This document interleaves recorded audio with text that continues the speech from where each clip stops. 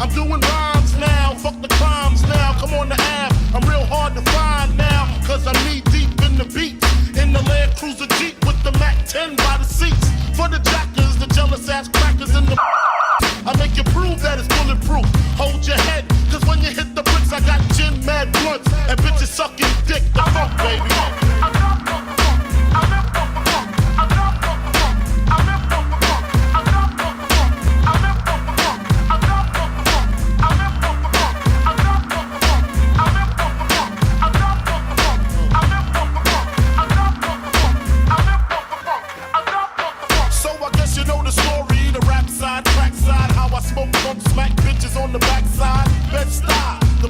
my headrest. 50-shot clip if a nigga want test. The rocket launcher, Biggie stomp ya. High as a motherfucking helicopter. That's why I pack a Nina.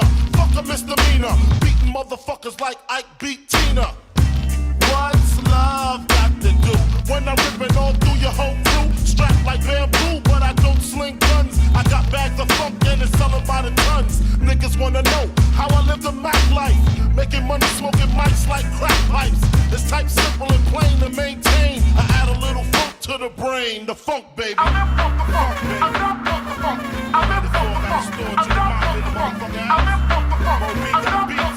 Bad boy full of fat. Big small.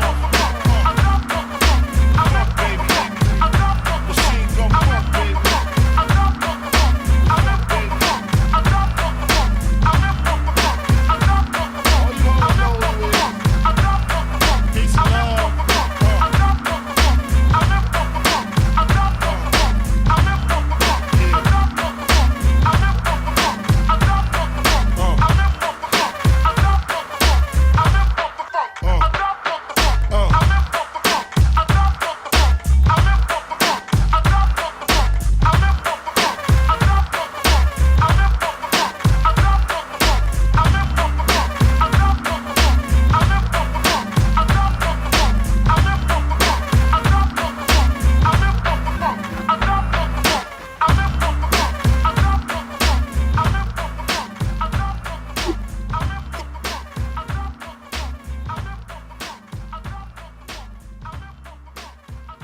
What's good?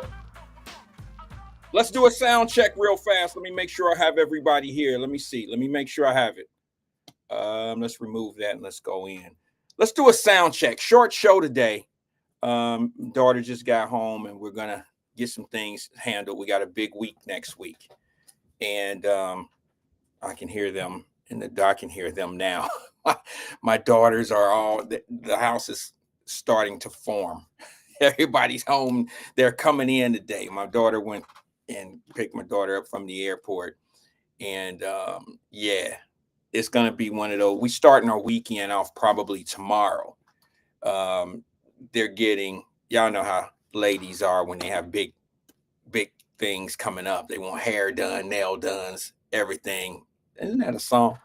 Isn't that a Drake song? Hair. Oh, wait a minute. Hold on. Yeah, it is a Drake song. You fancy, huh? Yeah, they getting fancy. Old dad is not necessarily going that route. I'm just gonna pick my fade up, and maybe grab. I don't even think I'm gonna wear a suit, to be honest with you. Take a flight up to Columbus, Ohio, and watch my baby get her white coat. And hey, it is what it is. It's a long time coming.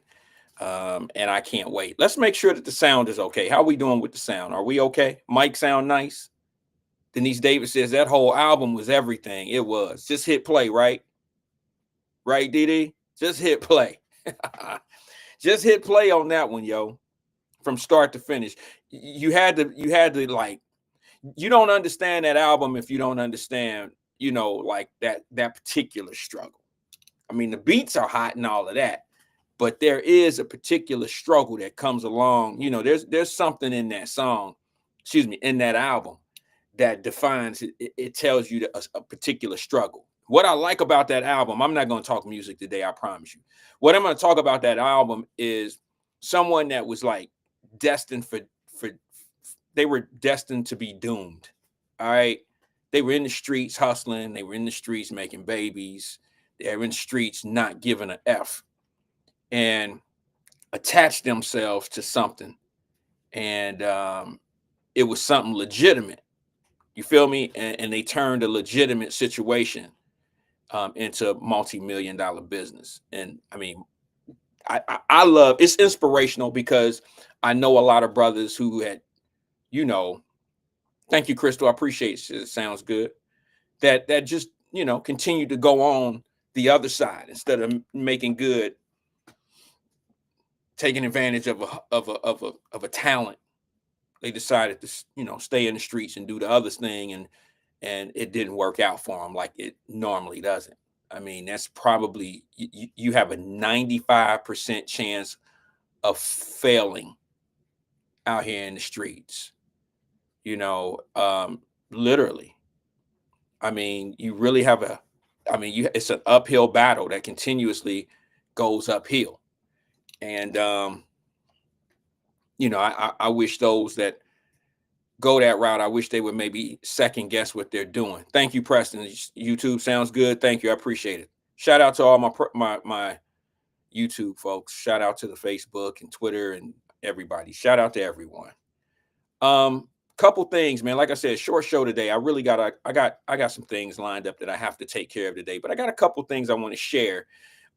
Let's just say that what is today? Is it Thursday? Well, I don't know if this is going to sound good. This is not going to sound like a bar or anything, but I'm going to call this I told you so Thursday, but not in an arrogant kind of I told you so. I'm going to wet your I'm going to wet your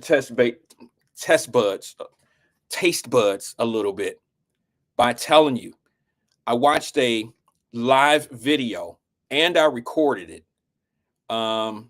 this morning over in Hamilton County, the big courthouse.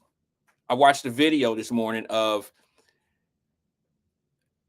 the defendants in the fight. And all I'm going to tell you is, I told you so.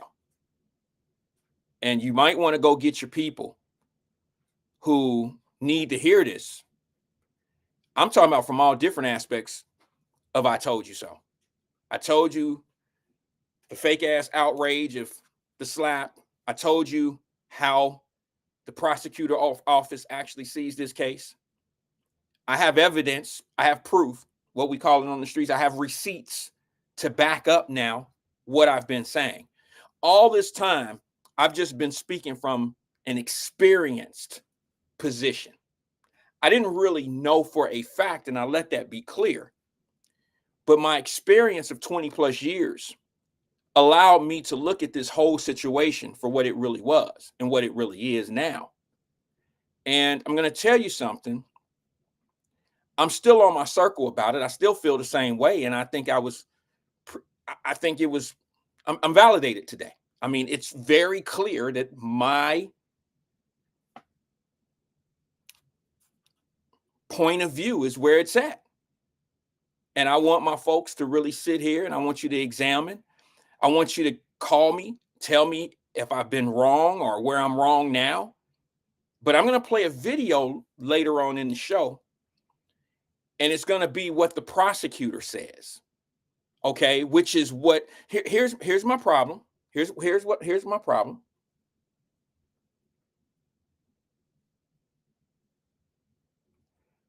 Okay, I hear you, John. Here's my problem. When I was saying certain things, this is some of the things that you guys don't know, why I kind of get a little beside myself, or y'all see that I kind of go from 0 to 100 real quick, or I get kind of like off my rocker a little bit, or I lose patience with certain people and stuff. It's only because, and they may not even know, but there are certain people that reach out to me after the show, sometimes right before the show. They'll send me a DM, they'll say something, and I think it's I think intentionally they're trying to knock me off my circle before I go on the show. So I really stopped reading them. I've stopped reading them here lately. But all the things that I've been talking about this particular situation has pretty much, yes, I will do that, Sierra. I won't take any callers until after I play the video and make my point, and then people can come in and either tell me I'm wrong or give an opinion on the video and where I feel, what my stance in. Thank you, Sierra. I appreciate you stepping up, because I see where you're going. Sometimes people hijack the topics and take them where they want them to go. So I appreciate you for even being here, Sierra. There's a million places you can be today, and you chose to be here with us. So thank you, Queen. Scott Bain, what's good? I don't just say things just to piss people off or to try to create a narrative that's just not there. That's not my intentions here. Remember when I was telling you guys when the oh no, Terry Coleman said, Wyatt, we heard this morning on the radio Anthony Prosser mom passed on Tuesday. Sending prayers to AP and his family. Yo, I didn't know that. Thank you, Terry. I have to take that very seriously because it's coming from Terry Coleman, and that's not someone that will come in here and say something ridiculous. You know what I'm talking about, Terry. There's some people that just be saying stuff. I hope that's not the case, but if it is, let's all take a moment for AP. He's one of our family members here. Some of us know how it is to lose a mom, and that's a very hard thing to deal with. And if it was as early as Tuesday, man, he's still in his feelings about that. So maybe I don't know if he's been here since Tuesday. I doubt it. Excuse me. I doubt it. But man, prayers go out to AP and his family. That's a horrible thing to hear because some of us know that pain. And you wouldn't wish that pain. Damn, I'm sorry, guys. I just got out of the shower. And, when I tend to air dry. When I air dry, when the air conditioner hits me, it tends to mess with my back a little bit. But, yeah, that's a horrible pain to go through. And I wouldn't wish that on an enemy. I got guys that I don't really care for. I'll be honest with you. I mean, I don't hate anybody. But I wouldn't wish the death of a parent on anyone, man. That's crazy. That's a crazy feeling is what I'm saying to you. So everyone take a moment if you can and wish AP prayers, or if you're Facebook friends or social media friends with AP, shoot him a message, shoot him something, man, because I'm going to tell y'all something. Being in that position, like a few of us, you do feel better when people reach out to you and say, hey, if you need anything, I'm here, or, my prayers are with you. Just the acknowledgement, that he's not going to ask you for anything. I promise you, he's not even that type of brother. He's not going to ask you for anything. You're going to have to give him something. And I would say the best thing that you can give to someone like AP, Anthony Prosser, is probably encouragement. Stay strong, bro. I don't know the situation. He's kind of private. He doesn't talk about his stuff here. So I didn't know that if his mom was sick or if this was a sudden thing. I don't know, but it doesn't matter. Shit, if he's seen it coming, it still hurts. You feel me? It still hurts. So take a moment for AP, y'all, and let him know that we care. Just let him know that you care. And if not, that's fine. Just do you. But that all being said, man, like, people send me messages. And sometimes the messages have a lot of malice attached. And it's just because they may not agree with what I say. And that's okay. I'm okay with that. But sometimes the messages are really hateful to the point where you're just mad at me because you disagree with what I said because what I said doesn't fit where you want things to be. You understand what I'm saying? But I get it. I understand. That's why I'm not upset like that. I get it. I can understand why someone would be angry if someone's trying to convince them the opposite of what they want. Because if they feel the way they want to, they don't necessarily want to feel the way they feel. But in order to feel that way, the thing that happened had to happen that way. There's no other way that this could have happened, such as the fight. Some people just want you to believe that the fight started with a slap. And I'm going to tell you right now, I knew better than that, not only because I have video evidence that that's not the case. And there's people on here that I love that even to this moment right now will say, Wyatt, that man started this fight with the slap. And I just can't, I can just leave it right there. I'm not going to try to convince. I can't change anyone's mind, even with with video evidence. I can't change your mind. But what I can do is kind of prove to you why I came to this conclusion. I had that conclusion prior to even having that evidence. Now I wasn't as strong. My position wasn't as strong until Alethea sent me the video, and then other people start, see, there's a certain group of people that have the video, and then there's another group of people that don't have the video. They depended, and I know I've said this a couple times, they're listening to their leaders, pastors, community activists, big time bloggers in the city that have a large, social media presence. They're listening to those people. That's what they set the tone of what it's going to be, and that's what they're running with. Excuse me, let me fix this camera. With that all being said, no matter what I put in front of you, it's not going to be what you want to see or what you want to hear. Some will accept it, some just won't. Let's leave it with that.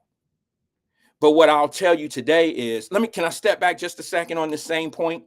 Remember when I told you that when the police chief stood up in front of the community and said, and y'all know I've been stuck on this, when the police chief stood up in front of the community and said, everybody who's involved here will be charged.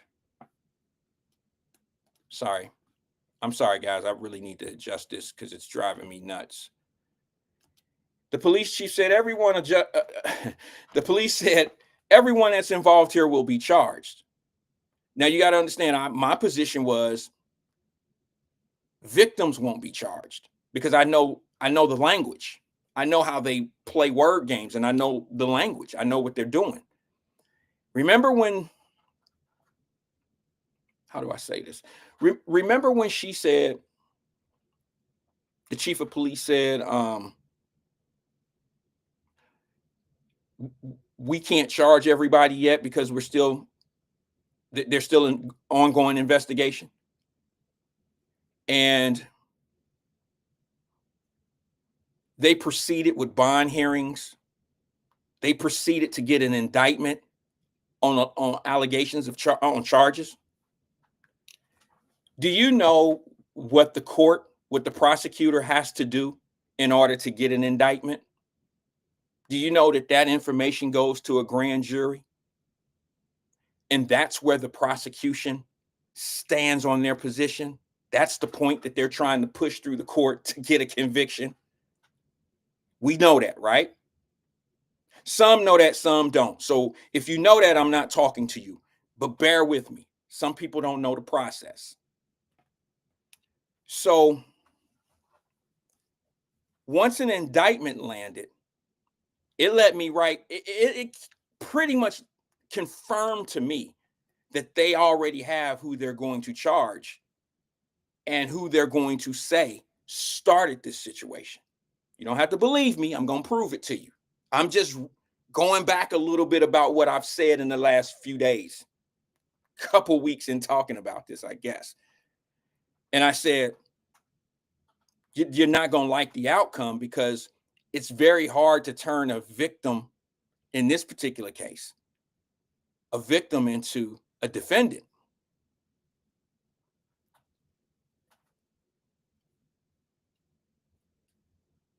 Here's my problem, and I'm going to stand on it. I'm probably going to get a lot of pushback for this. I said it yesterday and probably the day before that and probably the day before that. When you have leaders, yeah, I'm going there with it, who understand how this process works, and they continue to come in your face and tell you, we're going to protest, we're going this and this and that, because they ain't doing things right, when they're part of the they, and they burning the candle from both ends. It's like marching with the black folks when in fact, you know what the black folks are looking for. And you know in your heart that they ain't going to get what they getting. So what you do is you want to stand with the black folks. So the black folks will think you're down. So the black folks will vote for you. So the black folks will still think you're cool. You can go knock on the prosecutor's door. The prosecutor doesn't have any secrets to a city council member, and sure in the hell don't have any secrets to the mayor. I don't know if y'all know this or not, but I'm sure that the mayor knows that the prosecutor is blaming the defendants for this melee, this brawl, this fight. I know that they know that. And if you don't believe me, I'm going to show you a video from court this morning. I have a lot of footage of it, but I only need to show you one thing because I can show you of the bond settings from Judge Triggs. None of that. I don't care about none of that. We can say we can say that, you know, it's fair now and blah blah blah. That's cool, but that's getting away from my whole purpose of even talking about this. The gaslighting was 100. It was real. Okay. Do I believe the bonds were too high? I said that. Bonds are not put in place to punish you. It's to make sure that you show up for court. Bonds were that high. Generally, what happens, it's common to have high bonds before an indictment hearing, because what you want to do sometimes for the protection, especially when it's violent situations, for the protection of the community, what they'll do is they'll set bonds high until it goes to a grand jury, thinking that you don't have a chance to get out. Because what happens between it's usually 7 to 10 days for a grand jury to come back with an indictment or a no bill, which means they don't think they have enough to get a conviction. Okay, so what happens is this: between those 7 and 10 days, if they have you in custody and something changes, like it did in this particular case, do you notice that some of you probably don't notice, but there were additional charges added? You understand what I'm saying? Additional felonious assault charges added. Now they're saying some of the victims had head trauma leading to brain trauma, which means in 6 months, if this person dies, not wishing it, if someone dies within 6 months or 8 months, even a year, if someone dies from complications to brain trauma, now they escalate you to a murder charge. That's what happens when you commit felonious assault. That means you're committing an assault felony. You don't want to hear it. I know you don't want to hear it, but here's what you need to hear. They had all intentions. They said in court this morning, the prosecutor said, this thing has taken off and a narrative has been set by the media and some community leaders and some council members. We have different video and testimony that is that the citizens do not have, and that's what we're going off of. We're not going off of the video that the public is looking at. Now, come on, y'all. Step back a week or two and tell me, did I not tell you that's what was going to happen? They're not even going to use that video that the public is looking at. Anybody remember that? I told you, they're not even looking at that video. They'll see it. They'll just, that's outside video. They need video from the inside.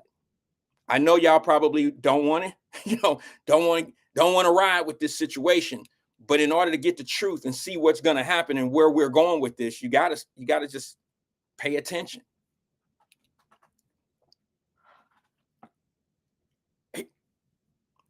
The prosecutor this morning said, we're not even going off the video that the public is looking at. I'm sure y'all heard that before, though. They're saying we have strong evidence of how this thing started, and we feel like we have the right people. The right people went into Hamilton County. Excuse me. Those people went into the grand jury and testified against the defendants, and that's what led to an indictment. That would be the Holly, and they had these people named GH and I believe H something. I don't remember. It'll probably show it. You'll be able to hear it in my video. But now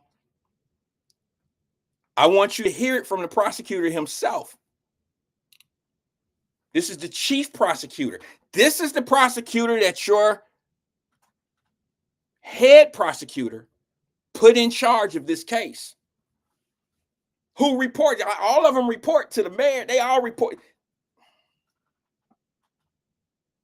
You can't tell me if I'm the mayor of Cincinnati and this is going on in my city, I'm not going to knock on my head prosecutor door and say, where we at with this? I got interviews coming up. I got to sit down. I got to talk to the radio station. I got this and this and that. And that. I need some answers for myself so I know how to do this. He tried to play like he's out of the loop, but he's a smarter guy than that, okay? I'm not going to sit back. I know that they have a job to do. Me knowing what's going on with your job don't mean I'm interfering. It just means I'm staying in the loop of what's going on. Only smart people would do that. A dummy, which is, Mayor Aftab is far from a dummy. He's a very smart guy. That's why he knows to stay in the loop. He knows the truth. The prosecutor said this morning in court, we have video showing how this started and described how it started. You feel me? Described it. Said we have video. One young man said that these folks were on the wrong corner. And I'm going to make sure you go to your right corner. So they're saying that the instigators were people that were charged. Not all. Some of the people that were charged out of this 6 or 7, they got charged for things that happened once the thing escalated. They were part of the brawl, if you want to call it. But they're specifically talking about, I don't know his name, so I won't say his name. I'm going to call him what we've been calling him all these days. Red shirt. So I'm going to play this video. Let me pull it up. The guy who he's bonded out since then, who was in the red shirt, was in court this morning. I have everybody's court hearing, but the more important court hearing this morning is the guy in the red shirt, because that's where everybody in my community says all of this happened because that Russian dude slapped the guy in the red shirt, and none of this would have happened if that wouldn't have happened. Let me play this video right here. Let me pull it up first. Give me 1 second. Let me play this video. Listen closely to how the prosecutor is presenting his argument to Judge Triggs. Listen to what he's saying started it. I'll play a couple minutes. Check it out.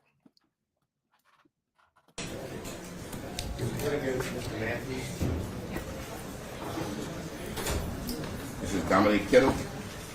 Jermaine Matthews, number 36. This is case number E25-04011-C, Jermaine Matthews. You've been indicted with 3 counts assault, 2 counts aggravated riot, and 3 counts felonious assault. Have you received a copy of your indictment? He has. How do you plead? Not guilty. State. On behalf of the state, Your Honor, we're asking you to take a look at the bond for Mr. Matthews. And I want to be quite clear, it's not because he is the only person that posted bond. Rather, we're asking you to review the bond based upon the fact that, again, the grand jury added some serious counts here. When Mr. Matthews was first arraigned in room A, he had 2 counts of felonious assault and the aggravated riot and 2 counts of assault. The grand jury has added a count of felonious assault and a misdemeanor count of assault. I know he is present here today, represented by counsel, whom I've been in great contact with. However, I think the court should review the bond due to the fact that he's never been arraigned on these newly added charges, obviously the most serious being an F2. I can tell the court Mr. Matthews was one of the main instigators of this event. Pause. You hear that? I believe his name is Mr. Matthews, is the defendant's last name. The prosecutor has already taken the position that Mr. Matthews is one of the instigators. Okay? Starters. Go ahead. That is going to be proven by video. He is, if not the first, he is one of the first 2 that strike prosecuting witness GN. Pause. He was the one who struck first. This is why you're not getting charges on the Russian, right? Because the prosecutor's position is this guy in court, Mr. Matthews, initiated that contact. He struck first. That's their position. You don't think they been knew that? Go ahead, finish. He was the instigator. He was, quote unquote, the leader, and had some of the most involvement in this matter. As I indicated to the court before, there was a co-defendant, Ms. Vernon, who was just before your honor, that was getting items to and from a car. And we believe that vehicle was Mr. Matthews' vehicle. He had several vehicles parked on that corner, which seemed to be his main concern. He felt that this was his corner. And he and another co-defendant, who was yet to be heard this morning, approached these individuals, told them they were at the wrong, quote-unquote, the wrong party. Pause. That's testimony. Testimony is he approached someone and said, "You're at the wrong party." You hear that? You're at the wrong party. That's what they're saying, the initial situation. This is where it started. This is what the prosecutor is saying. Let me rewind it just a little bit. Getting items to and from a car. And we believe that vehicle was Mr. Matthews' vehicle. He had several vehicles parked on that corner, which seemed to be his main concern. He felt that this was his corner. And he and another co-defendant, who was yet to be heard this morning, approached these individuals, told them they were at the wrong, quote-unquote, the wrong party, and that they were going to make sure that they got off that corner, and that's what they did. I would ask for a bond increase commensurate with an F2. I'm not overly concerned with the misdemeanor assault, but I wish the court would review it based upon the addition of a felonious assault count by the grand jury. Thank All you. right, the officer did not check bond preference. Do you have a bond preference, officer? Aye, officer. All right, thank you. And for the record, Your Honor, that's Detective Larry Johnson, the CP. Yes, sir. Thank you, Your Honor. I'd first like to start with flight risk. When this initially occurred,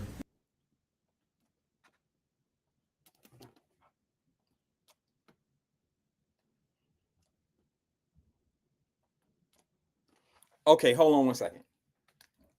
What they're saying, I don't want to get into the bond hearing and they kept his bond the same basically. I don't want to go watch it on Channel 5 website or something like that. They kept his bond the same. All I'm telling you is you can't tell me that the prosecutor hasn't known for 3 weeks now what their position is, even to up the charges from the initial charges.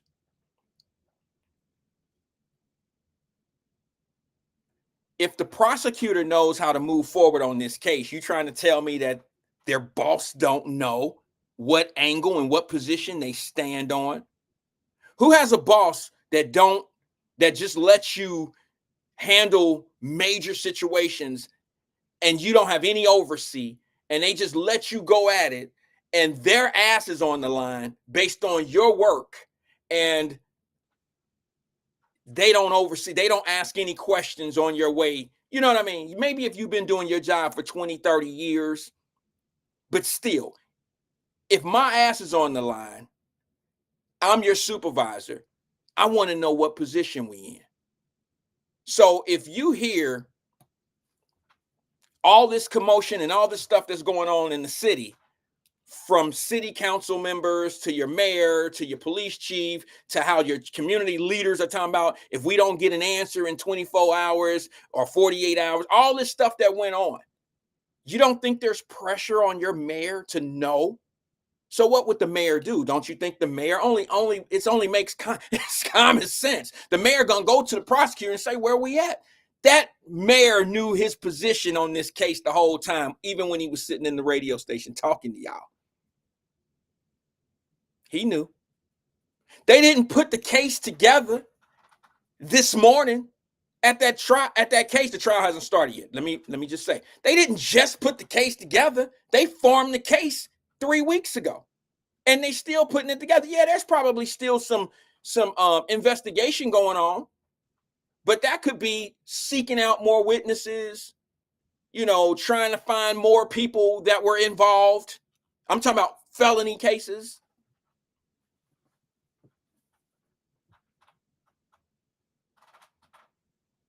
So y'all gonna try to tell me that when the mayor was talking to the radio station, to the black radio station, was that yesterday or the day before? Doesn't matter. You trying to tell me he didn't know the position that the prosecutor office is taking? If y'all don't know now or didn't know then, you know now. You just heard what the prosecutor said. Vernon Johnson just said, Wyatt, the mayor has nothing to do with the Hamilton County prosecutor. He's not her boss. The city manager is. Who's the boss of the city manager?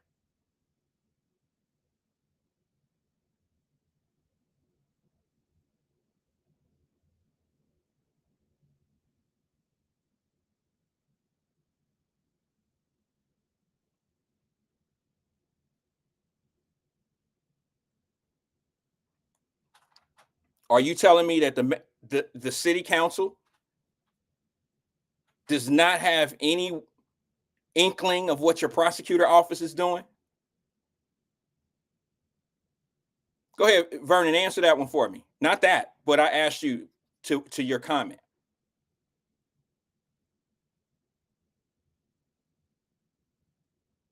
Y'all getting played because they can't do what you want them to do.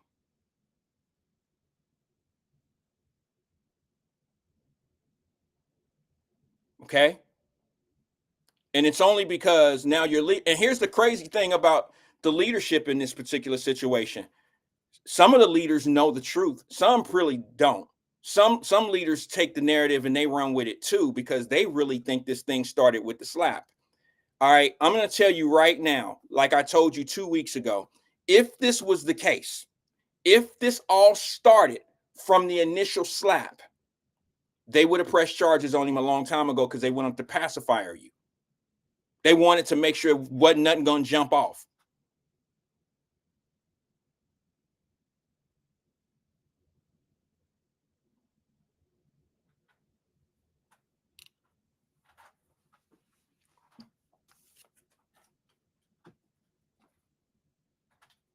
So let me ask you this, Vernon. He says the county prosecutor is an elected official. That's correct. Just like the sheriff or the county commissioner. Are you suggesting to me that the county prosecutor cannot be relieved of their duties? Are you suggesting that? Are you telling me that they cannot be relieved of their duties?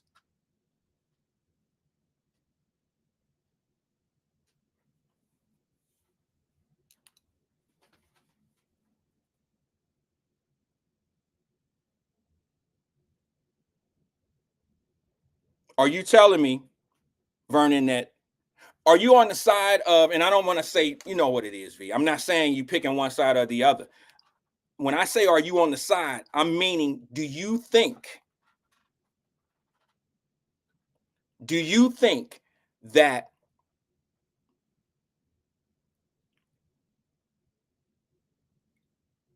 they didn't know the position of the prosecutor's office? Is that what you, are you on the side of the prosecutor just doing what they doing? And the mayor has no inkling, nor the city manager, nor the public safety guy. You're saying they don't know. They didn't have any idea where this was going.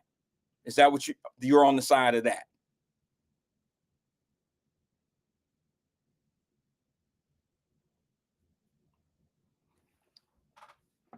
That would be a little naive, Vernon. You're smarter than that, bro. A recall is being fired.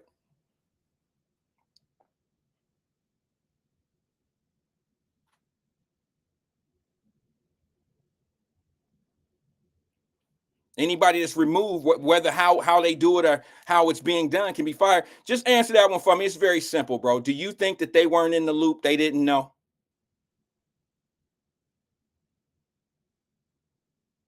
You don't think the police chief knows? You don't think that they knew what angle? You don't think the police chief was in the loop?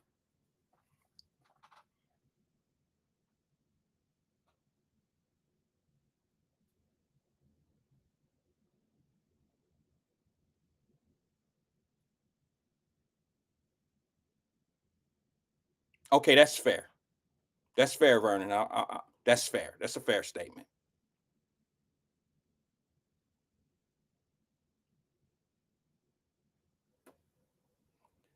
Here's my problem, Vernon. And I think we'll find common ground in this.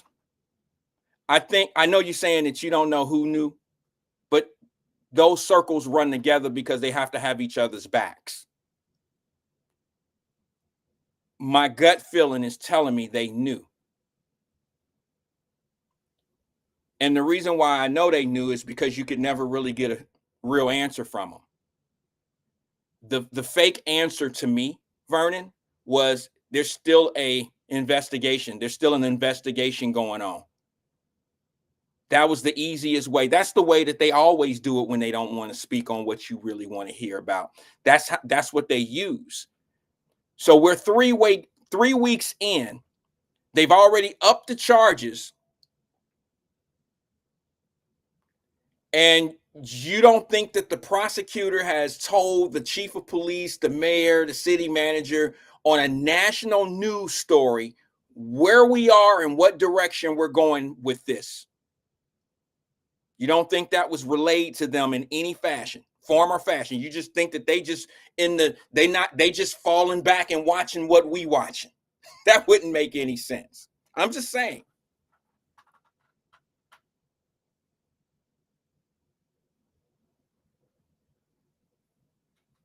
The prosecutor in court this morning clearly made it very clear. I'll play it again. Some people said they didn't catch it. They weren't here. They didn't see it. He made it very clear that the people that they arrested are the right people in his mind, in the prosecutor's office, based on the evidence and the video and everything that they have. They said that this guy, the red shirt dude, said, "This is my corner and I'm moving you out of here."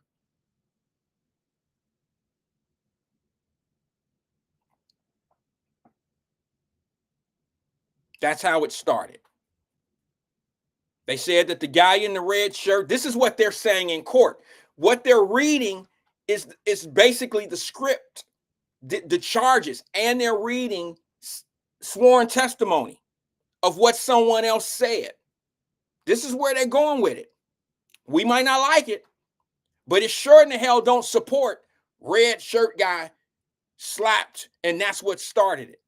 And all I'm saying to you all is they been knew that this is the angle that the prosecutor office is taking. Listen to him again.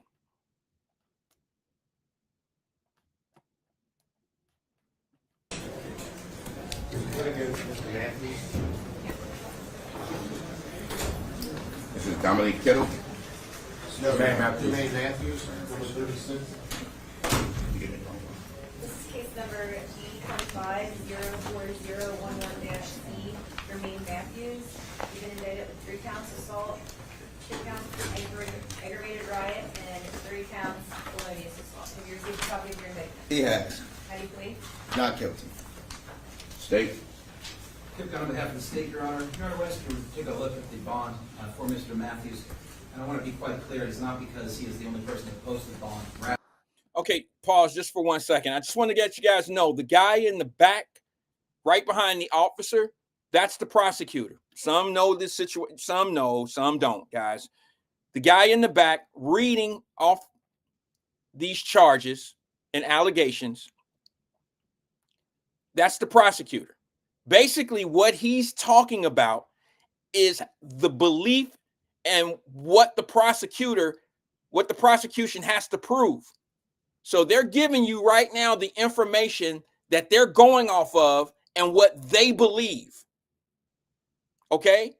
So listen to what he says happened that night, because that's what they believe happened. Listen. Rather, we're asking to review the bond based upon the fact that, again, the grand jury added some serious counts here. When Mr. Matthews was first arraigned in room A, he had 2 counts of felonious assault and the aggravated riot and 2 counts of assault. The grand jury has added a count of felonious assault and a misdemeanor count of assault. I know he is present here today, represented by counsel, whom I've been in great contact with. However, I think the court should review the bond due to the fact that he's never been arraigned on these newly added charges, obviously the most serious being an F2. I can tell the court Mr. Matthews was one of the main instigators of this event. That is going to be proven by video. Pause. Did you hear that? He says, I want to be clear that Mr. Matthews is one of the main instigators in this case, and it'll be shown in video. Okay? Listen to that. They have video we don't have. Listen. Obviously the most serious being an F2. I can tell the court Mr. Matthews was one of the main instigators of this event. That is going to be proven by video. He is, if not the first, he is one of the first two that strike prosecuting witness GN. He was the instigator. GN is the Russian, and he is a prosecuting witness. So he's working with them now. He's not a defendant. There's no charges on him. He is a prosecuting witness. That's who the Russian is, from my understanding. Listen. Prosecuting witness GN. He was the instigator. He was, quote unquote, the leader, and had some of the most involvement in this matter. As I indicated to the court before, there was a co-defendant, Ms. Vernon, who was just before your honor, that was getting items to and from a car. We believe that vehicle was Mr. Matthews' vehicle. He had several vehicles parked on that corner, which seemed to be his main concern. He felt that this was his corner. And he and another co-defendant, who was yet to be heard this morning, approached these individuals, told them they were at the wrong, quote unquote, the wrong party, and that they were going to make sure that they got off that corner. You hear that?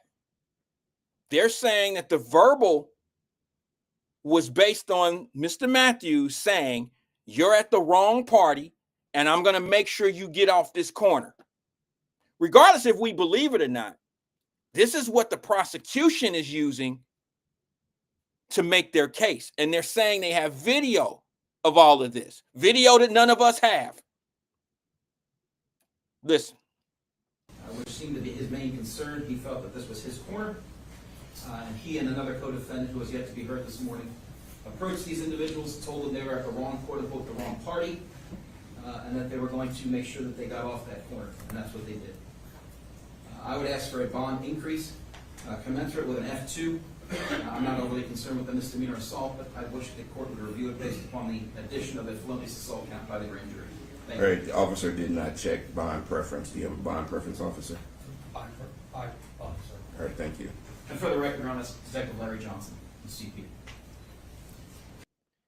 And the police department, who didn't check on the box preference of bond, which means the police officers can make a recommendation to the court asking, making a recommendation saying that the bond should be high or low or moderate.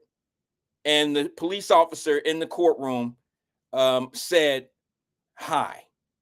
Okay, which means they recommend that the bond be even higher than it was. He's already posted bond. Okay, he's already posted bond, but what they're trying to do, the police department and the prosecutors are trying to get the bond to be even higher. All right, so that's that. I don't know if y'all got what I got out of that. Probably not. Some of you did, some of you didn't. But what I hear here is basically the prosecutors believe that those guys started it. Him and his co-defendant were the initial starters of this situation. We don't want to hear that. But now that tells me, and it confirms to me, that the Russian will never be charged because he was not the aggressor. He didn't start it in the prosecutor's eyes. Now, I don't know if we should be angry, mad, or sad or what, because none of us have the video that the prosecutor has. None of us have that video. My problem is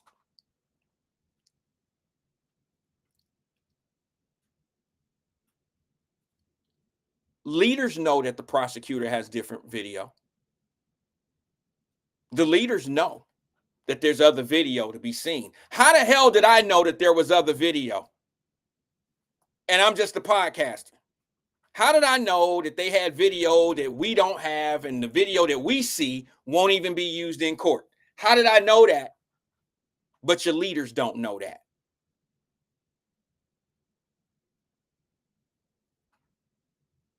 And, I took a little bit of the hit here by saying what I needed to say, but I tried to cushion it by saying, let it play out. But I did back it up with, I don't know if y'all going to be happy about this, because they're going to bring video up from inside the bar or the club. They're going to have the incident before this thing even jumped off. There's going to be video from places that you don't even imagine. There's going to be testimony from undercover police officers. There's going to be testimony from people who work for the police department that are not on the pay. They on the payroll, but they don't get it. They're not city employees. They're going to have the 3CDC information. Ralph Green said this, and he might be right. He said the Russians started kicking people's cars. Well, I'm going to tell you this, Ralph, whether you're right or wrong, I will say this. If they had video of that, this whole presentation from the prosecutor's office would be completely different. I'm not saying, Ralph, that you're wrong, bro. I'm not saying that. But they also said that the man in the red shirt got slapped, and that's how it all started. I'm not saying that this guy didn't kick cars. Something that we don't know about happened before anything, because that's what's leading. Now, I guess we just have to say, I don't trust them. I don't believe them. But I don't live like that. I don't live like that, because what they have to do is prove a case. They can't just go in there and say, well, the guy said that the guy just put something and did. No, they have to, they feel, the prosecutor's office feels very confident that they have what they have, and the video, they have who they have, and they have the right people, and they feel very confident that video that we're not privileged to will show that Mr. Matthews initiated everything. Whether we want to hear it or not, I'm just telling you what I'm listening to from the prosecutor, that I know our leaders knew the prosecutor stand, but yet they stand in front of us. Y'all, my angle and what I'm talking about don't have shit to do with the case. I'm talking about how your leaders, how people play. People play. And they have no problem getting your ass on 10 on emotion.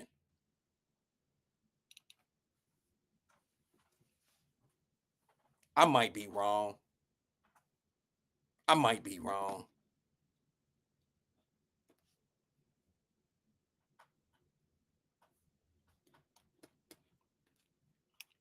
It would absolutely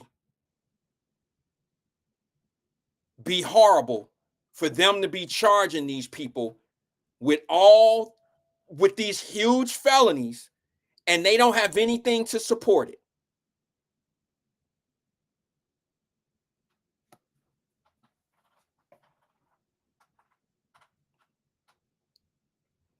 Let me tell you something, what I believe personally. This is my personal belief. I believe that if the police chief of Cincinnati, who I believe is a good person, y'all can be mad at her and all that old shit. This ain't really got much to do with her. She has to play along with that same circle, Vernon, that I'm telling you they stick together. All I'm saying to you is this.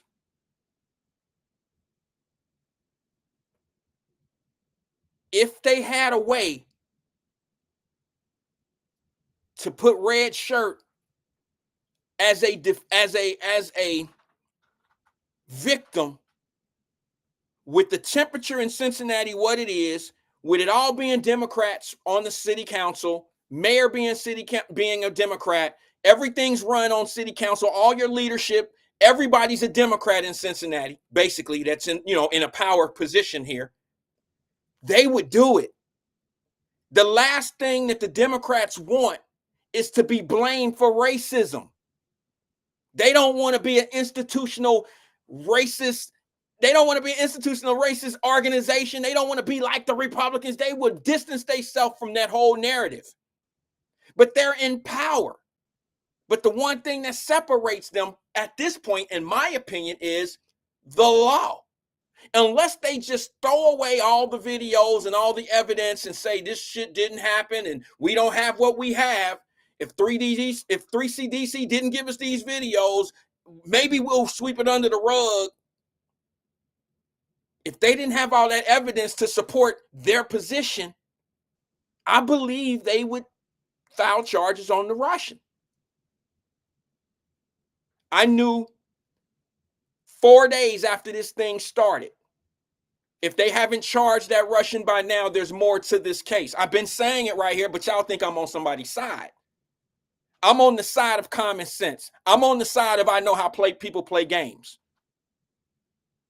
That's the side that I'm on. I said it right here on the program. I said it was a fight. It went past a fight when people start getting jumped. Now, you can add on whatever you want to add on to make you feel better about it. But when you start seeing people bodies falling,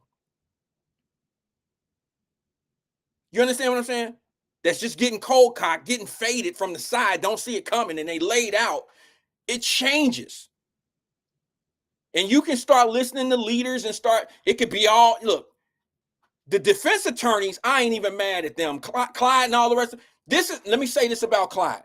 The reason why Clyde hadn't said anything is what I said yesterday. I didn't know Clyde picked up a case. I didn't know he picked up one of these as a client. I didn't know that. So I did say, well, why don't some of the people that come talk on the radio and talk to the people, why haven't they said anything? And then I said, well, wait a minute, just in case, I don't know. Some of them might be involved. Some of them may have picked up a client, so they can't call in and have a conversation about it. So turns out Clyde Bennett was in court this morning for the young lady. Now, let me say something about that real fast. I know there was a whole big thing about people getting kicked in the head, and these were huge felonies. This young lady had no criminal record. She had little to no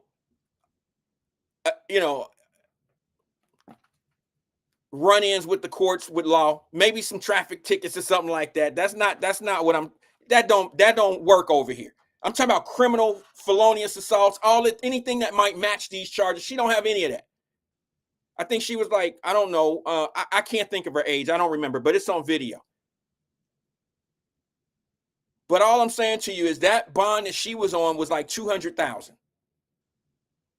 I understand big bonds coming out of the gate, because if you have victims hurt and victims on pause of what's going to happen, you don't know how that's going to work out. You don't know if this person's going to get indicted or not. Yeah, a 6-year-old child she had. You don't know what's going to happen. She had family support. Triggs was very fair with her. He was very fair. He knocked it from a $200,000 bond to a $25,000 bond. I'm pretty sure this lady's going to show up for court and handle what needs to be handled. That don't mean she's not wrong for what she did. Don't cushion that, all right?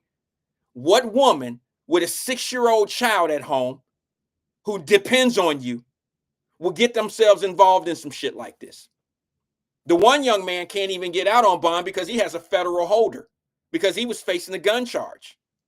All right. Now he didn't messed up on that bond. The feds have now on him, and they're saying, now we're going to put a federal hold on you. See, this is what I'm talking about. We talking about all the slaps and all that old shit with very limited information. Your leaders knew that there was more to this. That's why Miss Rowley, I don't really want to bring her up in all of this. That's why she sat back and was like, I ain't heard her say much of anything, because she know the process. She know what's right and what's wrong. She know. She came in here. I seen her on here one day and was just like, preach, Wyatt, tell the truth, talk it. She know I ain't said nothing wrong over here. I said, let the process work itself out before you get emotional, before you get mad, because they know something that we don't know. And I can tell you right now that if they could find a way to make this go away, I'm talking about the city. If they can find a way to make this go away, they would have done it. That's just on me. This is my personal opinion. If they could have found a way for this thing to just go away by charging the Russian and all that old stuff, and it was just that, they would have charged him with the misdemeanor, charged him with a felony. It would have came back and no bill. They would have recharged it as a misdemeanor. They would have gave him what he had coming, and it would have went away.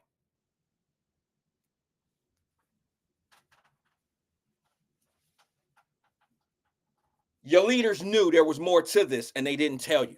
They're playing like the system is effed up, when in fact they are the system. I don't know how else to say it. I'll just say this to you.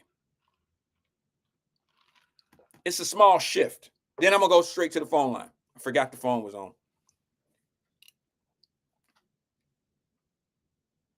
If you now look back at these people's situation who was all involved in this, pretty much all of them have children.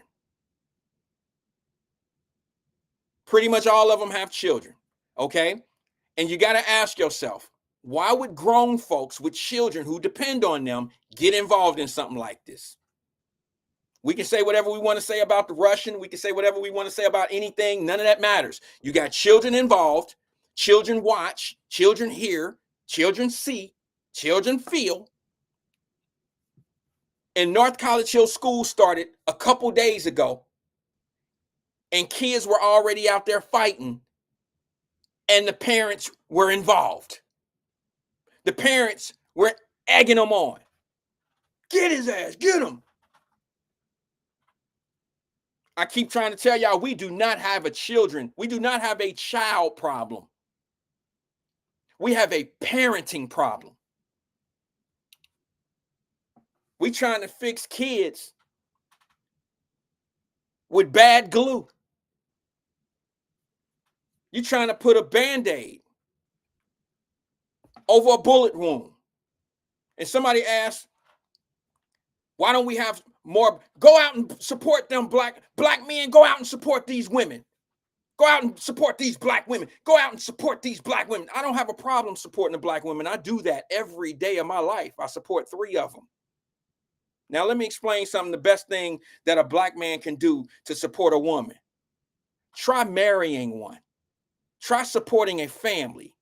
Try putting some of that in your day-to-day life and see how that work out for you. Get something that you're obligated to. Try that. You can't save the world, but you can save what's in your doors. You can save what you put around you. Try that. Next time somebody say black men, support women, support black women. The first thing I'm going to say is, yeah, show black men who get married, black men who support a family. That's the best support you can do for a woman. All that other shit is talk. Showing up, showing out, looking like you somebody. Let me go to the phone lines. Good afternoon, caller. This is Wyatt. Who am I speaking with? Hello, Mr. Wyatt. This is CK out of Cincinnati. Hey, CK out of Cincinnati. How you doing, bro? Oh, I'm doing good. I was going over the broke this. I don't know how long it been since you've been dead broke. But when I say dead broke, I'm saying like $50 a last in the last 4 days. You feel me? No, I didn't hear So when you. you got to, I didn't hear when you you. lose, yeah, it went down to like $4 in the last 4, like about $50 in the last 4 days. That's at the bottom of the barrel it was. Yeah. You see what I mean? No, I didn't hear you. It's breaking up. No, I was trying to tell you that when the pot was so low, I only had like $50 for the last about 3 days. Okay. You feel me? I hear you. Yeah. So when it got down to the last, I'm greedy. So that's gonna get low. So once it got to about $3-4, I had to chill all the way out. That means I couldn't do my recreational stuff I like to do. You know what I mean? You feel me? No. It's called discipline, Wyatt. Okay. What Yeah, are you? I'm trying to get you to understand what people have to go through out here to survive. I hear you, but I don't understand your point. No, I'm telling you what we all have to go through. We go through ups and downs, but we still can make it through. It don't matter. So I'm saying, getting down to my last quarters and dime, I'm saying that I still kept a level head. I think that you need to think this case through a little bit. You are jumping the gun. He who slapped needs to be charged, right? There's no getting around it, right? He who slapped needs to be charged. Okay. Yeah, I mean, because you have to say they let off Trayvon Martin Killer. You got to understand that. So they go by a code. We must go by the same code. We protect our people. Okay. Yeah, I want you to understand that we must make sure that they're protected at all times. Okay. Because when you in the legal system, you see how they click up together, they go on code, or we're not going to prosecute Rodney King violators. So you know in your heart, 30 years for that crime is well.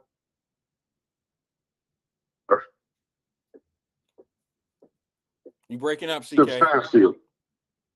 CK, Can you hear me? no, you were breaking up. Can you I'm hear me? sorry, bro. Your phone is breaking up. I say it's too much time to be facing. 30 years is way too much time. That's abusing the system, sir. 30 years of what? You talking about going to jail for an assault?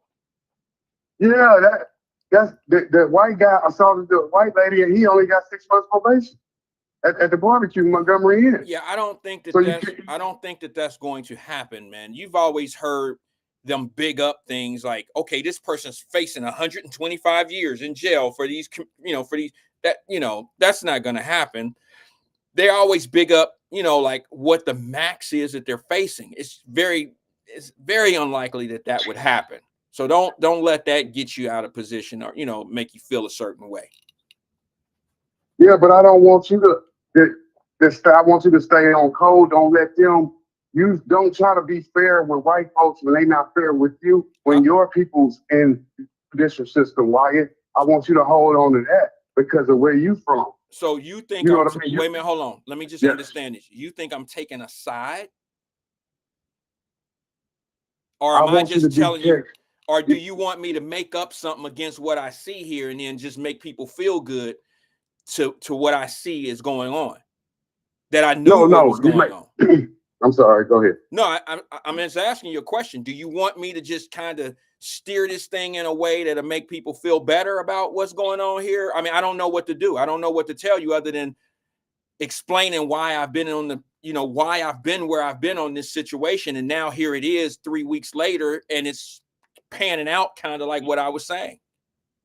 You're a man of honor. You're a man of character. I'll never question you. So well, I appreciate that, but go ahead.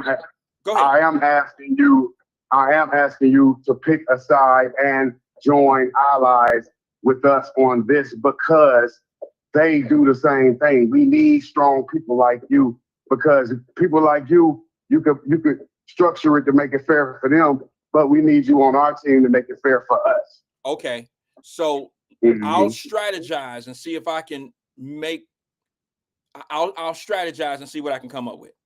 I can't do it right now. It's all about the slap. I'm telling you the strategy is about the slap. He who slapped should be punished first. If you're not going to punish the slapper, don't punish anyone. That's the side to be on, sir. Okay, I agree with you. Logical and reason. I agree with you, but now let me ask you a question. Just hypothetical. This is just a hypothetical, okay, CK? If the person who did the slap got hit first, does the person who slapped still supposed to get charged like that? I'm just curious. The person who got hit. The person who got hit first, if they hit you back, do they get charged as well? No, that's why we throw out the case. We throw it out. It's a no. You sound crazy as hell. You make it a All right, no okay. charge. I got you. So I'm gonna shoot for no charge. Yes, because I gave you an example of Montgomery Inn when the old lady was knocked out. He only got 6 months probation. Use that example to save our young brother. Okay, but what if the same thing happens at the end of this trial? What if they're all convicted and they all get a 6 months probation or a year probation? Yeah, okay. But make sure the slapper is convicted first. And I'm fair with it. Say it again. The slapper must be part of that conviction. The slapper. The slapper should be part of that, sir. Okay. I hear you. Yeah, I'm just saying, I'm always, it don't matter if you disagree. I'm never going to disrespect you. It don't matter. No, the I don't level think of respect don't always be the same. But a lot of us in the black community, we turn on each other because of these type of opinions. I agree with Your you. thoughts? I agree, bro. I'm not even mad. I just don't agree with your angle. You want me to just be on your side or be on the side of something that I might not agree with. And it's not that I listen. Here's the thing, CK, and I promise I'll let you close us out. I don't want to see these people go to jail. They have children. I don't want to see them two young ladies down there that got kids and now they out here screaming and, you know, they feeling a certain way because they made a mistake that night. You know, they still fairly young. I don't want to see them go to jail for 10 years. That sounds stupid to me. Okay. They'll never do this again. I promise you. I can't say that about all of them, but a few of them that's involved in this, I know will never get in nothing like this again. It's probably going to make them better mothers. Right. I promise you. Stuff like this change your life. But like you said, it changed your life. I'm sorry about the injuries. I wouldn't wish this on anyone. But I just want you to understand that white folks knock each other out every day, and they get a slap on the wrist. So give us a slap on the wrist, sir. Okay. It was wrong. It was wrong. But we see them. They made an excuse for him when he did it. Make an excuse for us when we do it. That's all. I'm tired of not giving us excuses, but giving them 1,000 excuses every time. Okay. Every time. Okay. Yeah. Well, I tell you what, bro. If this was the other way around, I think we would be doing a whole lot more. If it was us downtown and got beat up at the Hank or at the Billy Joe or whatever concert or whatever was going on downtown, and it was a bunch of white folks that beat us up like that down there, I know we would be out on the street protesting. We would want to make sure that everything that's being done to those brothers and sisters down there, we would want the same thing. That you got to understand, bro. I know we don't want to hear this, but it's not just us in the city of Cincinnati. It's not just black folks. Some authority and some law. There's other people in the city of Cincinnati too that are looking for a different outcome. If we were doing this in Atlanta, it would be a whole different situation because they wouldn't give a damn what the other side felt about the decision making. But you're talking about a city that pretty much is 50-50. So one side is looking for one thing and the other side is looking for another. You get it? Yeah, I understand what you're saying. I'm not taking a side, bro. I'm just laying it out there for what you got to understand. It's just like the reason why, and I don't know, correct me if I'm wrong. That's why the mayor is there a question in your mind why the mayor won't talk to white radio? Have you thought about why he hasn't gone there and talked to them? And he took questions at a table yesterday from the media, but I think that's a little bit different. I think podcasts and radio is a lot different than a press conference because those are pretty much, those are going to be different kind of questions coming from pressers. Okay. And I couldn't hear any of the questions. They didn't have microphones on. You see what I'm saying? Mm-hmm. So he could answer it however he wanted to answer the presser. The press, at the press conference. So yes. I mean, Mr. Wyatt, yeah, I really need, but you have to understand, sir. When it comes to this situation, when it comes to the judicial system, we always get the short end of the stick. So when they killed Trayvon, we got nothing. They killed the lady, the beautiful lady. The police just busted her house and killed her. Well, it started with a B. What's her name? Beautiful B. Brittany. You remember the police killed her? I think in D.C. Breonna Taylor. There it is, Breonna Taylor. You murdered Breonna Taylor. You murdered Trayvon. They get away with this stuff. So don't lock us up for 30 years for something you gave a white man 6 months probation, sir. Okay, I need you for that. Well, you know what you need me for? I'm gonna be honest what you need me for. You need me here to be the bad guy to hold a little bit more accountability. I hear you on those cases, but those cases can't compare to the violence that's going on in our communities where we're doing each other even worse than those people that you just spoke on, and we don't get any answers. You see what I'm saying? There's nothing worse than Breonna Taylor. She was at home eating a bowl of Fruity Pebbles. The white lady bust in and killed the man while he was eating ice cream in his own house. That's not quite. She only received 10 years. He was eating ice cream, Wyatt. They get away with killing us, man. Those are two different situations. Those two that you just put in one. I hear you. But at the same time, we just had a 34-year-old woman with 5 kids get shot in the back multiple times walking down the street in Cincinnati. And you didn't have any of your leadership gathering up saying we need to take care of this. Enough is enough. But they'll go down there about some other shit that got something to do with black and white. They don't have that same energy when it come down to black folks being dealt with by black folks and being done bad out here. You don't have a problem with that?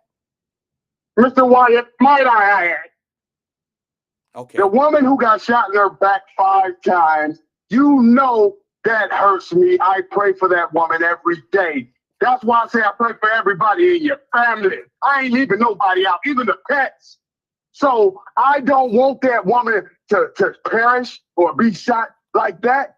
We praying for her too. We fighting for her. We fighting for everything black, including the injustice with the smack.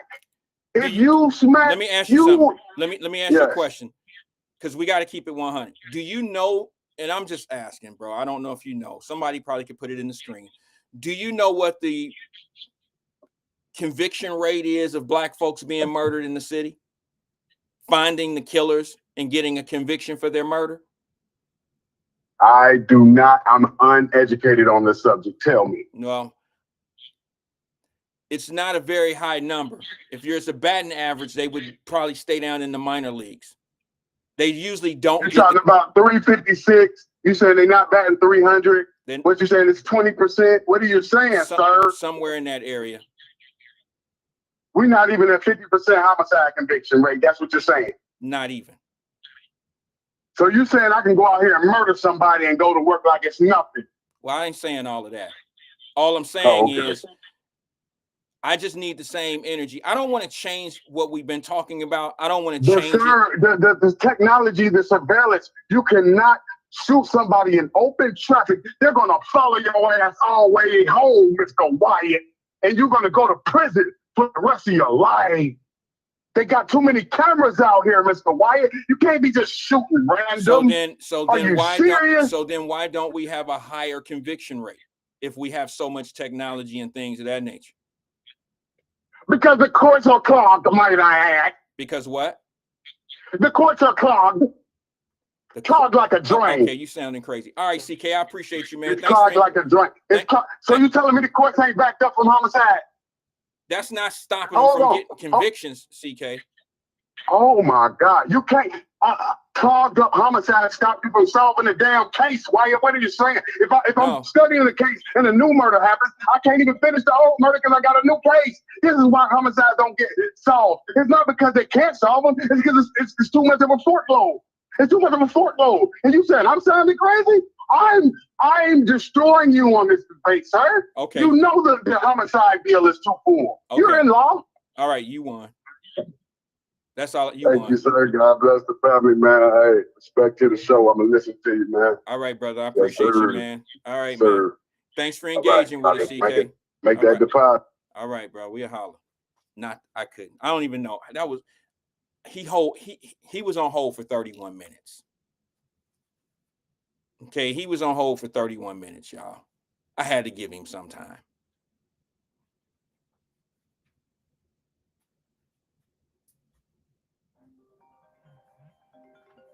I'm going to go directly back to the phones, man. I'm a little fatigued.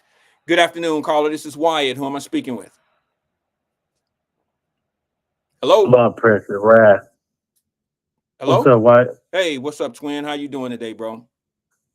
I'm going to keep it moving, man. I want your blood pressure to rise. I don't know what that was, but CK, a character. Yeah. Big ups to him, though, man. I ain't going to knock him. He keep calling like every day. Yeah. Ain't no wrong with engaging, though. I mean, it's his opinion, and I ain't going to knock him for it. No, I'm not mad at him. And everything, yeah. Wyatt, what I saw, and you said it, you manifested and everything that came to play, man. It ain't gonna give her what the people are looking for. You can go out and protest and do everything you want to, but the outcome is what they see. DC had a good look. Hey, here's the receipt, y'all. This is what y'all want here. You got all them people in place. That's what really hurts my soul. We've been crying and crying for justice, and we want equal rights and everything else. And you got all your 9 people, members and local leaders in the chamber. And they not unloading, man. They holding back. They not unload. and the mayor and the commissioner got the upper hand to get rid of that damn prosecutor.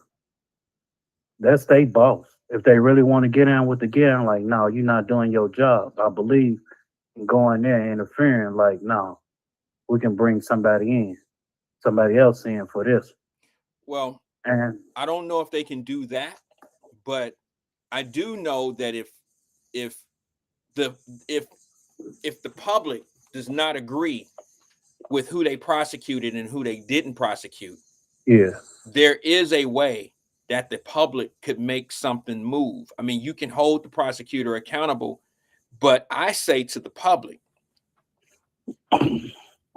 be careful how you move at this point. And the only reason why I say that is because you're not privileged to all the information. yeah, That's how I've been saying that since day one. I mean, people don't like to hear that because they're stuck on the man slapped, and that's what started everything. I told you guys there's more information than that. If that's true, and that's where it all started, you're right. But yeah, it's hard to believe what I'm saying to you because leaders who have way more juice than me and have way exactly. bigger platforms than I do, they have manipulated this thing for one of two reasons. Either because they know it's election time and they want you to think that they down with you, or I'm going to give them the benefit of the doubt. They didn't do their due diligence and they just don't know. But for me, my common sense says, I don't know one, and I mean this sincerely, and I hope this don't sound hard. I don't know one council member that I can put in the category of just being a dumbass. Most of them all look intelligent, sound intelligent, move intelligently. And I don't think any of them are dumb enough not to do their due diligence and understand how important it is to have the right information in something like this. Right. Do you understand what I'm saying? So when I think that highly of you, I got to think that you probably have an alternative motive because you're smart enough to go get the information. You're smart enough to be at the prosecutor's doorstep or inside their understanding where they're coming from in their case, wanting answers. They know. Are you trying to tell me? Now, I'm going to be honest with y'all. I'm going to be honest with y'all because I love her, because not only because she's a Withrow Tiger, but she really dig deep and dig hard on a lot of stuff. I'm going to use a name that I'm probably going to get a lot of blowback from, okay? You can't tell me if Alicia Reese was on city council, she wouldn't be making noise about this. She would already have known why they ain't charging the Russian.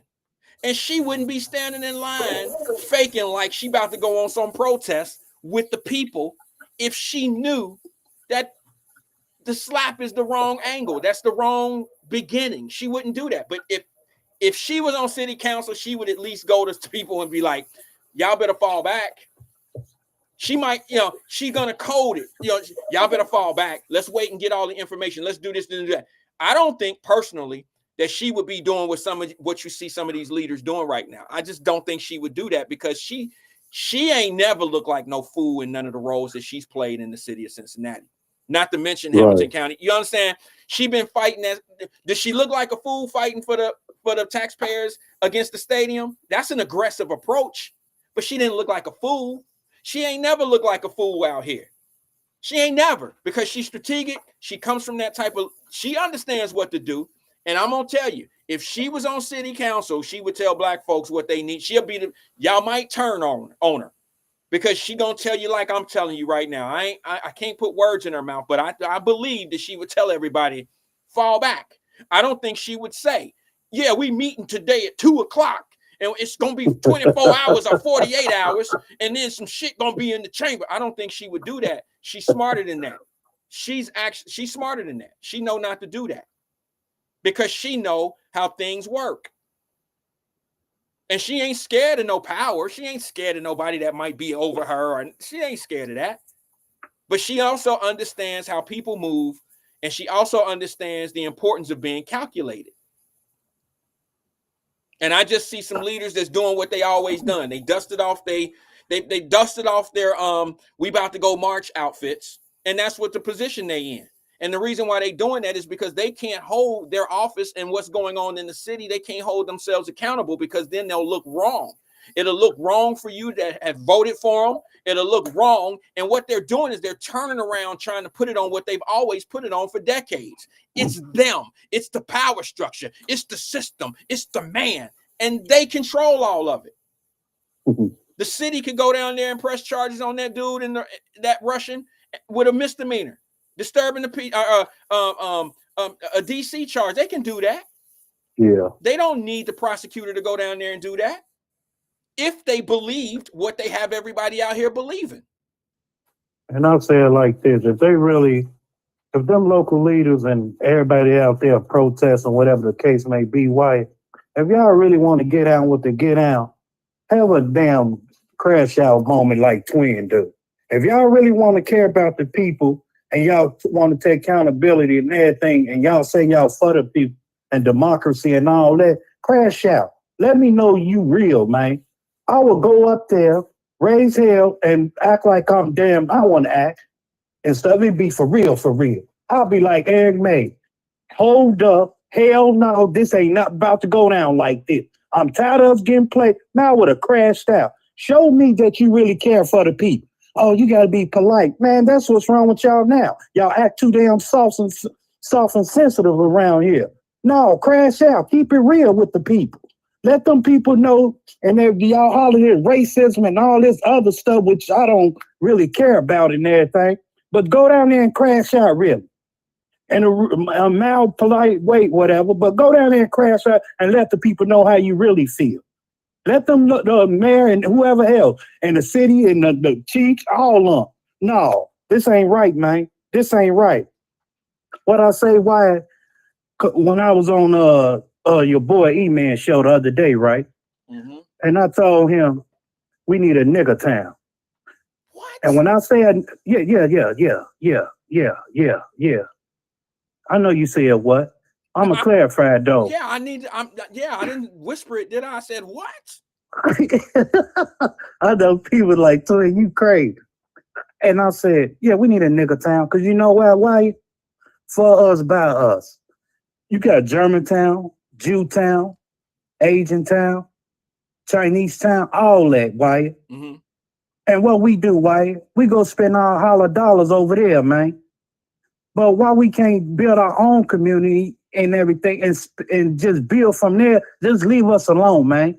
Who's stopping us from doing that? Huh? Who's stopping us from doing that, Twin? You got Ain't a good nobody point. stop. No. You lost me with the N-word town, but I hear you. Now it's coming into focus, okay? I hear you. But I've been saying put Black Town, but I'm just saying nigga town. I'm just putting that on there. I know, man. like I said, I'm just saying like that, I man. said, bro, it came into focus. Now that you're talking about it, but we of course will call it something different. But haven't you heard me make those points here? But nobody's stopping us from doing that, bro. No, ain't nobody stop. I'm just saying, invite them and all that. We want to cry about, well, why this person got this? Why them Jews doing this? Israel's building all this. We can do the same damn thing. And guess what they building there? And in our own community. You got little Lily and stuff with the hair product and all that when you can have Touch and them doing it and all that.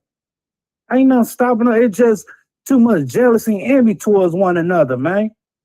You see, I'm making $5 more. You want to clown me? Oh, don't go to her. She's shorting you on your weed 2 inches. Come to me, I'll give you 1 inch or whatever, 3 inches. I'll get you right. And man, it's got to be a change. This right here is probably a wake up for Cincinnati, man. They don't really care about us. Who are they? Man, them people, man, the local leaders and all that, they really care what to get out, They would have pushed the issue on that white man. Dang, man, that's minor stuff, man. That's bull, man. You take that somewhere else. Only thing that was shining when he not cold cocked that lady. Well, that's why it's really uproar about it. Other than that, man, ain't nothing but a fight. Ain't nothing but a fight, man. Okay. And well, the only thing the dude needs to take one for the team. That knocked out. Hey, man, let them loose. Take one for the team. Everybody go home. Let me sit down and stuff. Just look out for me for my book. Throw a kite at me.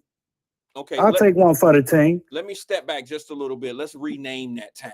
Let's call it Black Wall Street. Black Wall Street. Okay. Part 2. You ever heard of that? Yeah, there you go. Let's name it that. Okay. Okay. And I hear you. I think you have a valid point. I don't know about the crashing out and going down, crashing out. I don't think that's going to help us at all, because anger never really plays a real big part in getting anything done productive. I would just be honest with you there. However, you do have some valid points, Twin, about self-sufficiency, which is a big part of how I try to present what we doing and how we moving out here. It all has to start with patience, though. One of the things that I have always spoke on over on this platform. You said start with who? Patience. You got to have patience. You have to have patience. A lot of people don't. What they were just doing and stuff for the last 72 hours. Black folks. Patience, right? No. I'm talking about my patience is wearing off. You say you was gonna present this and all that, and this a result we get. Well, here's the thing. Go ahead. When people make those type of statements, you have to ask yourself, how valid are they? I mean, what do you really mean when you say certain things like that? I don't let people just say anything to me. And sometimes I let them say it and I just be like, okay, all right, I hear you. And then I pass the salt. It ain't no big deal. But when you're a leader, and you say certain things, I sometimes have to get a little better clarification, because I want to know exactly what you mean. You see what I'm saying? So I'll know how to interpret which way I need to be running and going or whatever. When you hear people saying things like, if we don't get what we want, there's going to be a problem or something in the chamber, whatever. I don't know. When you hear people saying things like that, what exactly does that mean? Does that mean that's a threat type? Well, the way it was. I mean, that's how they consider. But when he said one in the chamber, like, hey, my patience is running thin. We got this. This can't be no more. I'm through with this. Well, y'all got one more to get it right. One more time to get it right. He wasn't meaning in a violent way, like, hey, we go tear Cincinnati up type. He wasn't meaning like that. Well, he said one in the chamber. It's almost over with. I can tell you this. I can tell you that this is what do they used to call it back in the day when we had a difference of, when you talk to one group of people, it means one thing, and then when you talk to another group of people, it means another thing. Okay, we have these cultural biases. Okay, and sometimes when you say something to black folks, it mean one thing, right? And when you say it to white folks, it mean another thing. For us, we could say we about to light this mug up. Okay. That might be like, okay, we about to show out. We about to go, you know what I'm saying? We about to make, we about to show out. For some people, that might say they're about to shoot us up. Okay, I'm just using that as an example. It's like back in our day, we used to say, oh, you want a cap, huh? They say cap these days, but it means something totally different, right? Even within our own culture, sometimes things change. All right. My point is this, though, bro. If you're going to make a threat, make sure the threat has real consequences behind it. Make sure that everybody's on the same page, and make sure you clarify exactly what the threat is. So if something is said like, we going, if you don't do this and this and this and that, there's something in the chamber. For us, yeah, that's what I thought. I'm like, okay, something in the chamber. Okay, what does that? Okay, let me ask you something, Twin. Let's just do it right here. Let's do it right here. When you hear something like that, what is it that how did you interpret that? When I heard that, he said, I'm thinking like, hey, it's about to be a jump off. Like, that's how I looked at it. What's a jump off? A jump off is like, it's got something about to take off. We about to do so. Either y'all go listen or we go put things in their hand. We going out in the streets? Would you say we going out in them streets? Yeah. Okay, that's what your interpretation is. Now, that same person that made that statement goes to white radio and cleans it up. I know he switched it up. He said, no, I'm talking about, and they said before he changed it up, they said, that sounds violent. He said, oh, no. I'm talking about we got something in the chamber at City Hall. So now I would hold him accountable if I'm the black community, not because of what he said to me. I'm talking about, okay, if you got something in the chamber at City Hall, I can't wait to hear what the new policies are, what the policies are that y'all gonna be working on. Express them to us.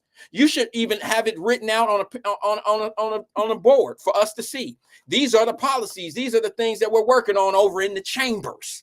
Let's see that benefit us, because their whole approach is unfairness, and you prosecuted us but didn't prosecute them. So you're talking about division. You're talking about separation, right? You treated one group different than you treated us. So that in the chamber stuff should be it should be something that's clearing up something for black folks, right? Something that's going to set things straight and even for black folks. So if black folks aren't going to see what's in the chamber, now you know what our interpretation was with what's in the chamber over there. That's how we took it. But now you can't go over there and say the chamber means something different, and then we don't get nothing for that chamber out of that chamber. You can't do that. I think that would be a slap in the face. That's so in the chamber and stuff, consider Connie Pillage and all them as prosecutor. So if it is, what is going to be some good coming out that chamber or some bad coming out that chamber? Which one? Well, as a chamber in a whole, it's Connie. I don't think it's who's the prosecutor. I don't think it's anything good. I mean, you don't tell somebody, do it again, say it again, put your hands on me again, and you think they're gonna give you a kiss? That sounds like you got something coming at your ass if you do it again. Try it again. So that, I mean, it's a verbal threat in some kind of way, and watch what we do next. That's what it sounds like to me. So if I'm on the side of needing some equal treatment, then I'm gonna be expecting something out of that chamber. Boy, they playing games, man. Oh, well, they playing games, man. It's so sad, man. I can tell you this. Come to this, man. I can tell you this. It would be a whole lot easier for them to stand their ground right now if Joe Dieters was the prosecutor, if Melissa Powers was the prosecutor, if certain other people were in position, they can jump all this shit off and make it look like it's us versus them. But I don't think that's the case right now, and they look crazy to me personally, not doing what they could be doing, and then making black folks feel like we being mistreated here, and they're not even sharing the fact that they know more than what they really do. I mean, you had a city council member, whether you like what she said or not, or you hate me for taking this approach in this argument, you had a city council member that had no information on this case and went public for the world to see, saying that those people deserve what they got. And I just think that that's unprofessional. So what if y'all don't like my approach in it? I'm sorry. My approach is my approach. How could you say something like that and not have all the facts? Did she resign? No. Oh, she still, well, she ain't got that long anyway. I think. Well, she resigned from some board. Oh, she didn't resign as a councilman? No. And I'm not asking her to do that. I don't care about that. I mean, look, man, people say what they say. So you saying unprofessional what she did? Absolutely. Mm. Absolutely, it was wrong. And I mean, it's just as wrong as the city council person from a whole nother city, like up in Ross somewhere, whose city council member said, look at those animals down there acting like circus animals. They went in, the news went and checked him and everything and wanted him to resign. I haven't heard one news media person in the city of Cincinnati go put a microphone in that lady's face and ask her to resign. But when a white dude says something that was derogatory and unprofessional and nasty, they rushed the microphone and the camera out into one of their meetings and wanted him to resign, as he should, because what he said was wrong. Yeah, he resigned though, right? I don't know. I don't. Yeah, I think they pushed for him to resign for him saying the N-word and all that. I don't think he said that, but we might be talking about something different, somebody different. You talking about the dude that was saying and reading from the strip and everything, saying the N-word and all that, right? He didn't say anything about the N-word. He was a councilman and all that. Yeah, this was a dude that was in another county. Yeah, I know. Yeah. I never read anything that he said anything like the N-word. He said something in the nature of those animals down there and blah, blah, blah. It was never, the N-word was never attached to it. It was unprofessional what he said. Different then. Yeah, it was unprofessional what he said, just like anybody else. I'm gonna hold him to it. But at the same time, bro, like I think it's a lack of leadership when you make comments and statements like that and you don't have all the facts. Or maybe you jumped the gun like the public did. And you would expect the leader to have a little bit more discipline than that. I mean, if that was on her mind and her heart that day, you can't knock her for what she's saying. Whatever's on her mind and heart speaks or whatever. So if she feel like, hey, we been getting messed around for so many years by white folks, and hey, this how I feel about this situation. Keep your hands to yourself and Thanks for the story. All right, well, that's fine. Some people are okay with that, and then some people are not. But like I said, you got a 50-50. Yeah, as a professional, I get what you say as a professional leader or whatever. You should carry yourself in that good manner. But whatever was on her heart, her mind that day, that's how she felt like, no, I can't take this no more. And she just let it be known. Yeah. And people had blowback off of it like, you're a professional, you did fire her. I need her to resign right now. And all that. But I mean, you can sometimes you get tired, Wyatt. I hate to say it, man. I ain't taking no side, but you get tired, man. And you just want to explode like, damn it, I can't take this no more. F you, and whoever else. And y'all, and it's sad, man, because y'all clown me and y'all got y'all people in position, and this is the thanks y'all get. Y'all got everybody around here, man. Now one came out like, man, they wrong this and all that, man. Everybody playing the game, man. Let me ask you a question, Twin, before we get out of here. I just got a question for you, bro. Do you think if they could charge the white dude, the Russian dude, for slapping dude, do you think that the prosecutor would do it if they felt like that was the man, if it was more serious and all that, man, that ain't nothing, man. They see that every weekend, man. That ain't nothing, man. That's bullshit to them. But with the cold cock that girl, man, that's what took it. Okay.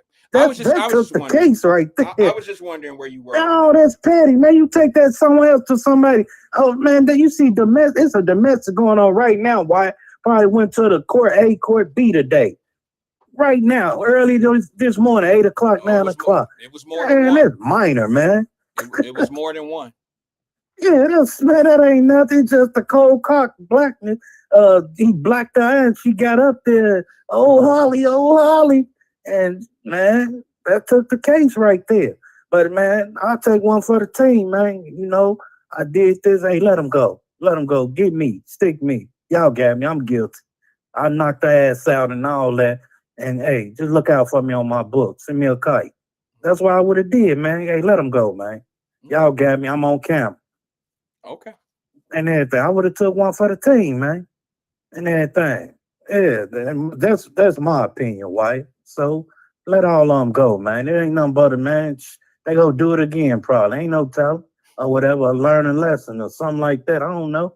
But man, let them go. Let all of them go, man. You have a good weekend, nice, convo, whatever. But man, we should learn from this. I'm down to say, let's learn from this. And Cincinnati is safe, man. We can go anywhere in the city of Cincinnati. It's safe, man. Don't let them white folks and nobody else even black folks tell you it ain't safe. And they probably ain't even touched downtown. Well, so, man, it's safe around the land, you man. Go down there and tell them kids, them 5 kids that downtown Cincinnati is safe that just lost their mama. All right? You tell them that Over the Rhine is safe. All right? You tell that to the parents of that young lady that just got shot and killed. You go tell that to Black Fox, the ladies that come on here. I can tell 4 or 5 mothers that have lost their child that watch this program. I don't know that I could say that downtown is the roughest part. I mean, like, it's the roughest in the United States, but there are. Why violence don't have a damn time, man. Say what? It happened. Say it again. I mean, violence don't really have a timetable on it. No, it happened, but it don't have a time, but it has a place. It has a place. Okay. And everything, but why people that out there in the country in the boom, that redneck, what was that? Pike County, when that dude killed all them family members, they never knew it was gonna happen out there. When that white boy killed his 3 sons and all that. Mm-hmm. Never heard of crime out there. When that girl put his grandma in a microwave. No one said that crime doesn't happen everywhere. No one said that. But we got to stop minimalizing.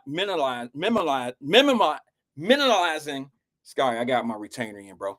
We got to stop minimizing how certain crimes are really hurting us more often and more frequently than it is other people. I know we have a problem with feeling like we should incorporate everybody in our conversations, but I get tired of doing that. I'm the type of individual, and I know everybody don't agree with this. I'm the type of person that believes in, like what you said, Chinatown, Greek Town, Black Wall Street. And it's kind of hard to have those type of mentalities when you worried about or thinking about what other people are doing. See, to me, this ain't going to equate to a lot of people, but some people know what I'm talking about. When you pocket watch, that's the hardest way to get rich. When you sit back and you pay attention to how other people getting their money and you mad at them, or you want to equate why you ain't getting it like they getting it, and you paying attention to how they doing things the wrong way, you're paying attention the wrong kind of way, it'll stop you from getting your blessing. So if you focus on you and building Wall Street and not worrying about Chinatown, not worrying about Greek Town, not worried about Asian Village and stuff like that, and just work on Black Wall Street, none of the things that's going outside of that would even matter. It doesn't matter. So that's just a difference of opinion, though, because some people believe that if you pay attention to how many people they killing of their own too, that plays a part in what we doing. And I don't do that. I don't compare how I'm moving, how they moving to how I'm moving. I just don't do that. It's never been part of what I've tried to do in business. I just, my grandmother always taught me, just pay attention to what you do, baby. Let's keep our apartment clean. Don't worry about Miss Francis and her dirty ass roaches, and don't worry about how she doing things. That don't affect nothing in our house. You see what I'm saying? And as long as you pay, that's why I say, bro, when we talk about Black men and this and this and that, y'all want us to save the community. No, I just say save your circle right here. Save your woman and save your children. Save your kids first. Let's start first at home, man. Yeah, save So I your go out kids. there and say, little Billy and Keisha now, let's start at home first, man. I got to worry about what they doing in the room or something like that when I'm asleep. So I got to first start at home, then I can, give somebody else shorty advice or something like that out there who's lost. I can pass it along, but really, like you said, it really starts at home. Well, I can't keep my eyes on everybody else. I gotta, focus at home, and I can spread the message. Hey, you heard from little what's called? Oh yeah, he doing good, Dad. Something like that.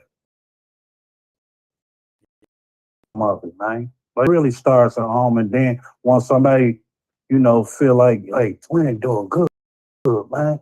What he on training? Take advice or whatever, and spread the message. That's how I look at it, man. But I don't never down nobody, man.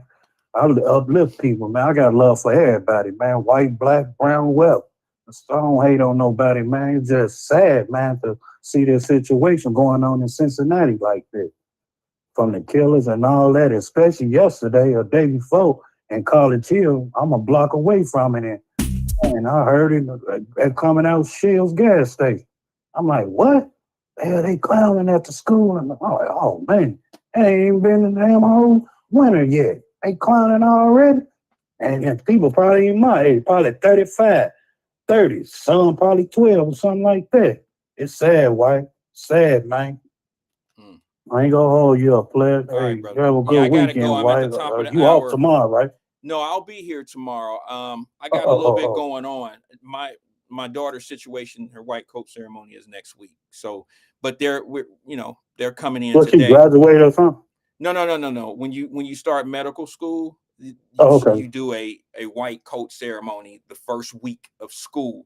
It's like a presentation of them getting their medical jackets, and you know what I mean. I don't know exactly the whole process, but it's a big thing for those students. So that's the beginning of it all right there, I should say. What she got to do, like 4 years or something? 6. Oh, six. Yeah. Okay, that's what's up. Yeah. Oh, okay. All right, White. All right, man. All right, brother. I appreciate you coming in, man. Okay. Right. Guys, I hate to say this to you, but it's 3:00. I told you I had to do something. I had to cut the show short today. My family is here, and everybody's kind of, waiting on me. I do have some things we got to do, and I appreciate everyone being here. Hopefully, you understood where I was coming from in my presentation. Maybe everybody didn't agree, but my point was, I just felt like what the prosecutor presented in the case in the court this morning is what they've been putting together the whole time. And I do personally believe that some people are acting like they didn't know that the prosecutor had different evidence How did I know that? And they don't. And I don't even know any of them. Like I know these people, but I don't have the accessibility to these folks that your leaders have. I don't have the mayor coming on my show, and I can't ask him questions that I know. You know, I'm not privileged to sit. He's not going to come here and answer questions that I know would make him look kind of crazy. Like, wait a minute, hold on. You do know that you can. Your guy of public safety should have an inkling of what's going on in your prosecutor's office because of this reasoning here. You all should have an idea what's going on. You all probably have seen the videos that the prosecutor is using. I would never let somebody that's handling stuff like this for the city that I run and I not have an idea how this is going and what direction they're going in. It just doesn't make any sense, guys. And I think what happens is one of the questions that I asked was, why hasn't the mayor gone and had a sit down with other platforms that would ask different questions? And I know the answer to it. And now it's pretty evident that my assumptions were pretty much on point. Let me take this one last call before I get out of here. I really got to go, but I'm going to take this call. Good afternoon, caller. This is Wyatt. Who am I speaking with? Hello? Are you there? Yes. Are you there? Yes. Can you hear me? I can hear you now. Yes. It's Black Russia. What's going on? Hey, Black Russia. How you doing, bro? I was about to get out of here, but I this is a number I don't recognize. It looks like an out of town. You ain't have to say it, but it's an out of town area code. So I thought I would take it. I thought it might have been someone from out of town. Oh yeah. Hey, well, check it out. That's the new area code in Cincinnati. That's one up. They expanded it. So I did not know that. I did not know that. Okay. Yeah. So you'll see more of these coming. Okay, I appreciate it. What's on your mind, bro? What you got for us? Hey, just real quick before you get out of there, I just wanted to talk about that press conference that all the African Americans had on was that Monday or Tuesday down at New Prospect? Yeah, this week. I'm not sure if it was Monday or Tuesday, but this week, yeah. Yeah, well, remember they said that in 24 hours somebody better be arrested, right? The white guy. Is that what they were saying? Well, I don't know because I didn't. I played it. I mean, I listened to it, but I can't recall exactly what was. I may have missed that. I do know that there's something out there saying you got 24 hours or 48 hours, and then something's coming down the chamber. I do know that. I don't. Yeah. You know. I heard something like that. I think they put an ultimatum or a deadline on an arrest, but okay. I mean, yeah, I think it was 24 hours. It could have been 48, but 24. Sorry, Black Russia, let me ask you. Are you saying they said 24 hours to 48 hours to actually press charges on this man? Or are they saying something needs to happen within 24 to 48 hours? Are you saying it was directly at that one particular, the Russian dude? Yes, that's correct. That was my understanding when I saw it. Okay, okay. And so now I'm just saying we're close to that deadline, and there hasn't been an arrest of the white Russian guy. And so I just wanted to make this clear to everybody listening that these African-American politicians like Jan Michelle and Scotty, look, Jan's the vice mayor of the city. Scotty's the chair of law and public safety and governance. These individuals have access to more information than any of us. And I'm just wanting to remind the Black community, look, these politicians gaslit us. They told us basically that this white guy started something, and now it's coming out through other videos and other outlets that the white guy is not even viewed as a suspect, he's viewed as a victim. And I just want us to start understanding that we can't let these Black politicians like Cecil Thomas and everybody else gaslight us into thinking that they have all the facts that they're presenting to the community. They don't. They knew that this white guy wasn't going to get arrested, but they decided to have a press conference and gaslight Black folks and get us riled up and angry, knowing that that wasn't going to happen. And I'm just saying, folks like that, we got to stop listening to them. Okay. Now, I mean, that's what I've been talking about all week. I didn't say it quite like that, but I just felt like that some people made some public statements, and I just gave them the benefit of the doubt and said that they didn't have the information.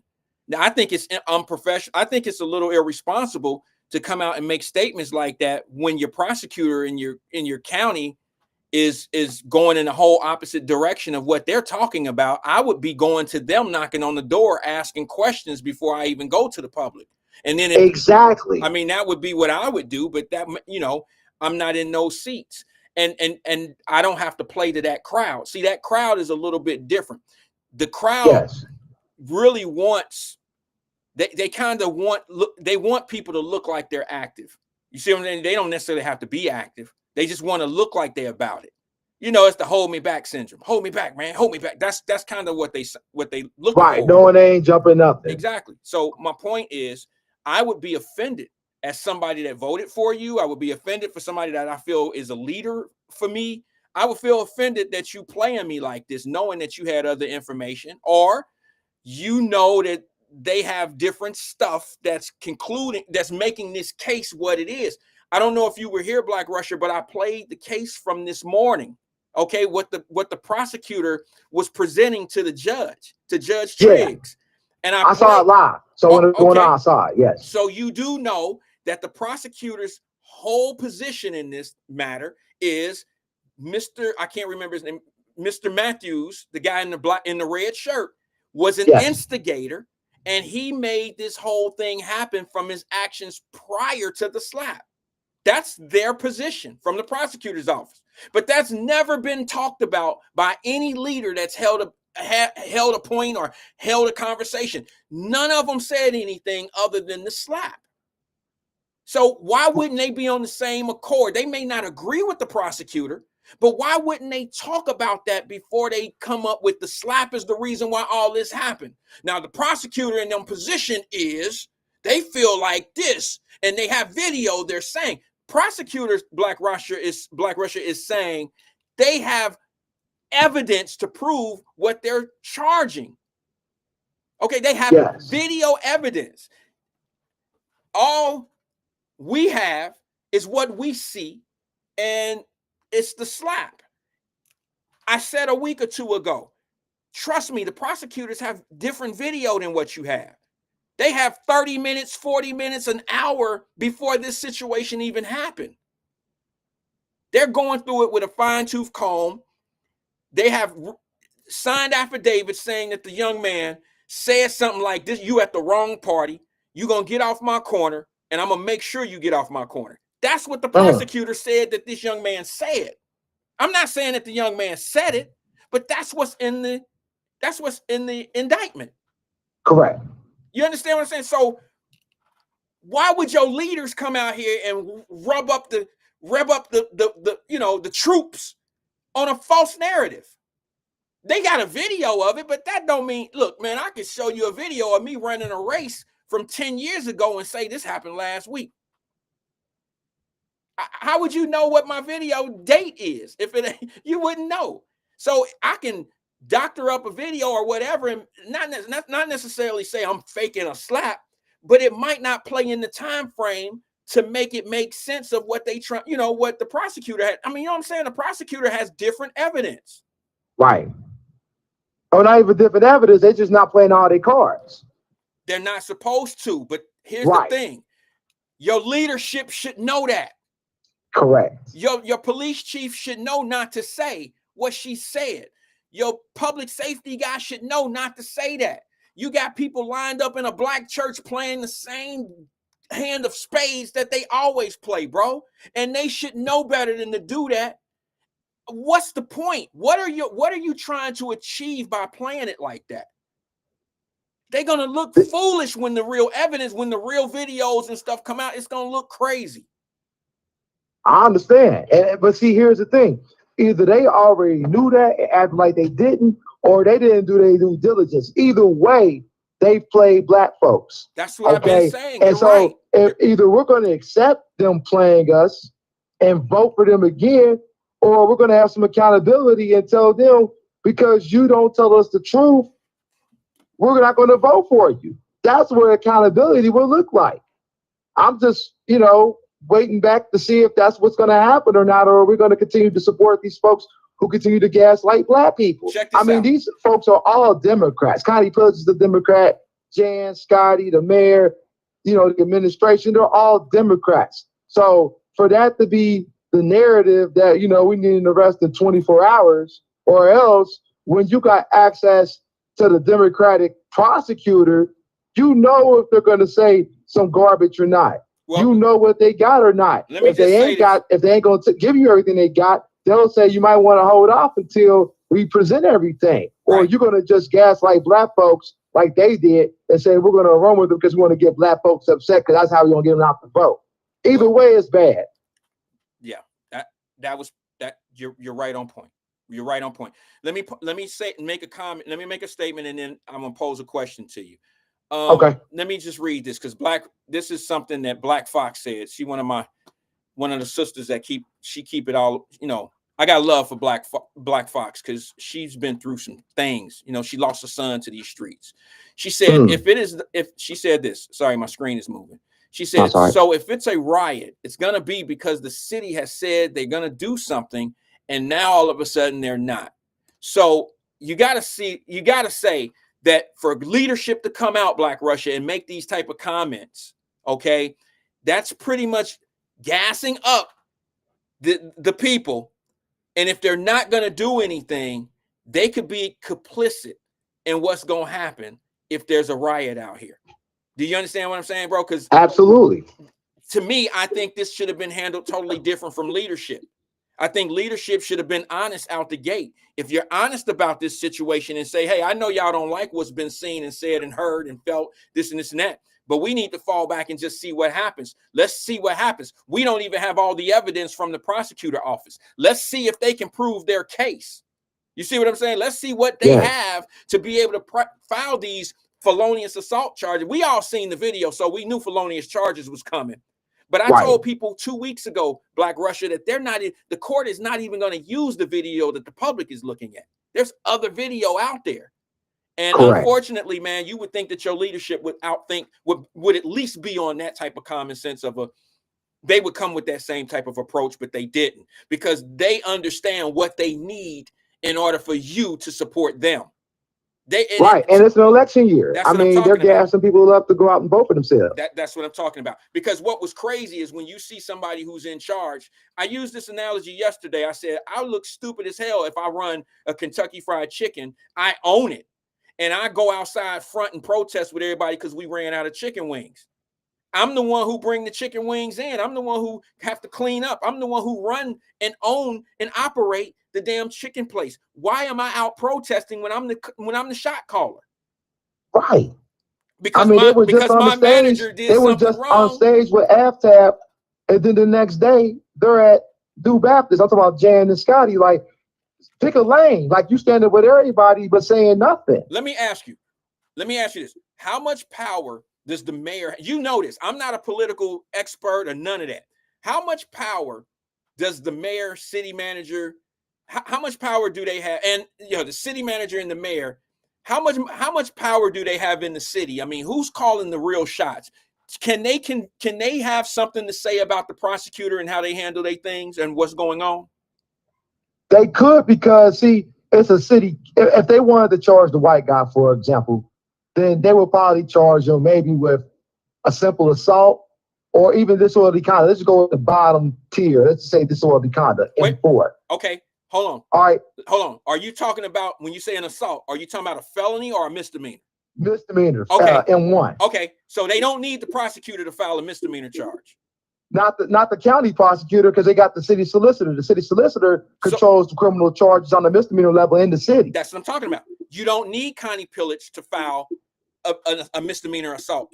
And that's the highest level of assault you're going to get, charge you're going to get on that type of slap to the face, because there was no physical harm or no damage. So it's only going to be a misdemeanor. So you could file those charges through your city, and you don't need the prosecutor. So that's correct. So all I'm saying to you is, if they really wanted something to happen, or if they felt like something should be happening to that man, they could have done it and didn't need the prosecutor. They would have used the city solicitor who works for the city manager. So if the city manager, who was appointed by the mayor and confirmed by council, wanted to say, hey, city solicitor, we need you to file a misdemeanor charge against this guy, either do it or get fired, they would have the power to do that. There you go. So that's the only, look, some of this information needs to be out there, Black Russia. I don't know everything. I'm not suggesting that I do know everything. I just need people to understand that when you see leadership move in a certain way, it's not always for your best interest. Sometimes people, and I use this analogy all the time, and I sometimes use ladies because they can be emotional, but sometimes people will kill themselves trying to kill you.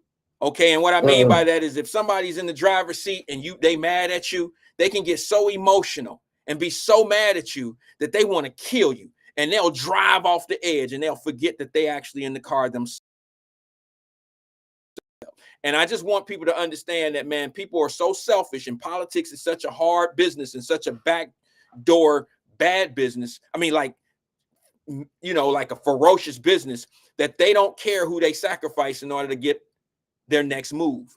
And unfortunately, you know, I'm seeing a whole lot of that right now, man. I'm seeing black folks. I mean, Scotty, Jan, the mayor, the city manager, the city solicitor, they all know whether they're going to charge this white guy or not. But they're not going to necessarily tell everybody publicly whether they go or not. Everybody's going to do what they need to do to get votes. So if they got to gas you up and tell you, we want these charges, even though in the back of their mind, they know ain't no charge coming out of the pipe, they'll say that, get people riled up for the purpose of motivating them to get votes. And that's exactly what I see going on. Yeah. Well, here's the other thing. My last point is this. I think, this is just my personal opinion, I think that they knew a long time ago, because I could tell how they answered the questions, even from Mr. Ware. Like, I watched the video of him interviewing the mayor. And when you don't get a direct answer, there's always bullshit. When you hear something like, well, I believe the investigation's still pending, like after a month. Well, yeah. And when I hear things, when I hear people saying things like,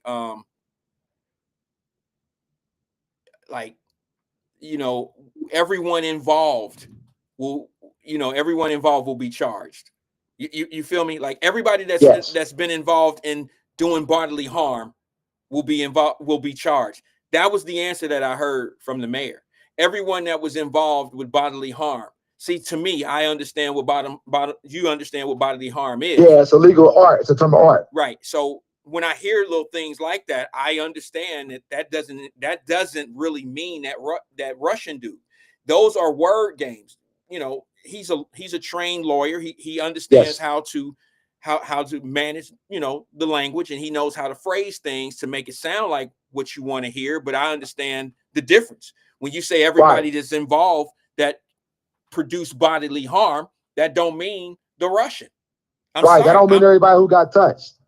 Yeah, it don't mean that. It mean he was probably talking about felony assaults. You see what I'm saying? Right. So and if that you call him a liar, yeah, if you call him a liar, he can clearly say, I didn't lie. You know, I didn't lie. I said to everybody that had physical, you know, that caused physical harm. See what I'm saying? Will be charged. Yep. And I hear that, and I know what's going on, and I knew 2 weeks ago. And I said it, I'll take the blow for it, man. People, you should have seen my DMs, Black Russia. They was like, oh, bro, crazy. Yeah, it's the same shit that you see here in the comment section. Every time I say something, people like to try to focus on the bullshit and not keeping it to the real stuff. You know what I'm saying? But it's all good. It's the micro victories that some people need, and they don't take the real information for what it is. You know, they want to be right on some bullshit and be wrong about the real shit. And that's okay with me. You can't take everybody where you're going, brother. But hey, I appreciate you, you know, calling in, Black Russia. Don't be a stranger, bro. You always bring good substance to our conversation, bro. Okay. Thanks, brother. I got to get out of here. Peace and love to everybody, man. I'll see you guys tomorrow. Thanks for engaging with us, Black Russia, man. I appreciate everybody that came in today. If you want that video, I'll put it in the Wyatt Live Messenger group from court this morning. But if you need it, just go to I think it was Channel 5, Channel 9, or whatever. Go to those channels and pick it up. My family's waiting on me, man. They gonna kill me. Hey, peace and love to everybody, man. I'll see you guys same place, same time, right here, Wyatt Live. Talk to you tomorrow, 1 o'clock. Peace.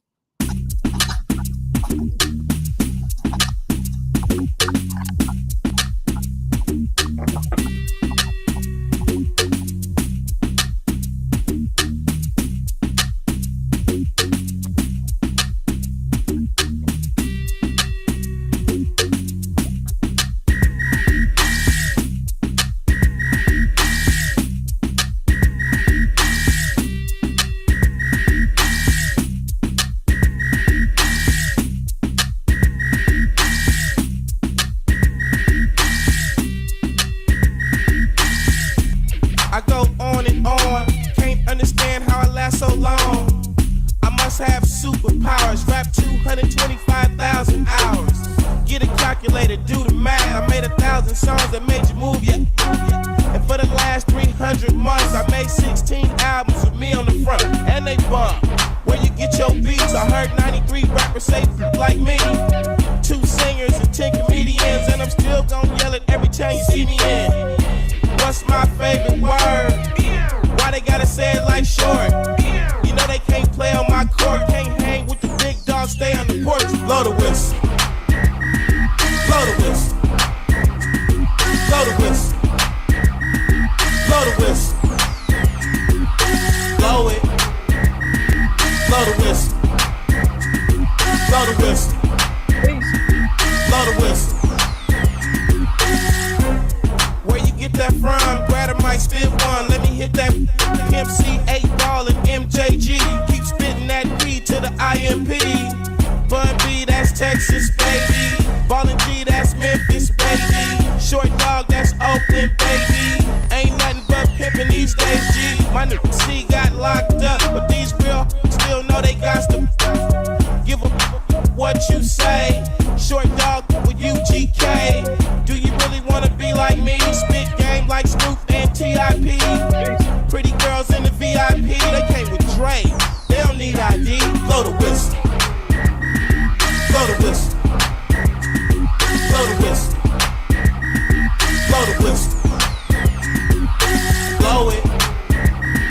Blow the whistle. Blow the whistle. Blow the whistle.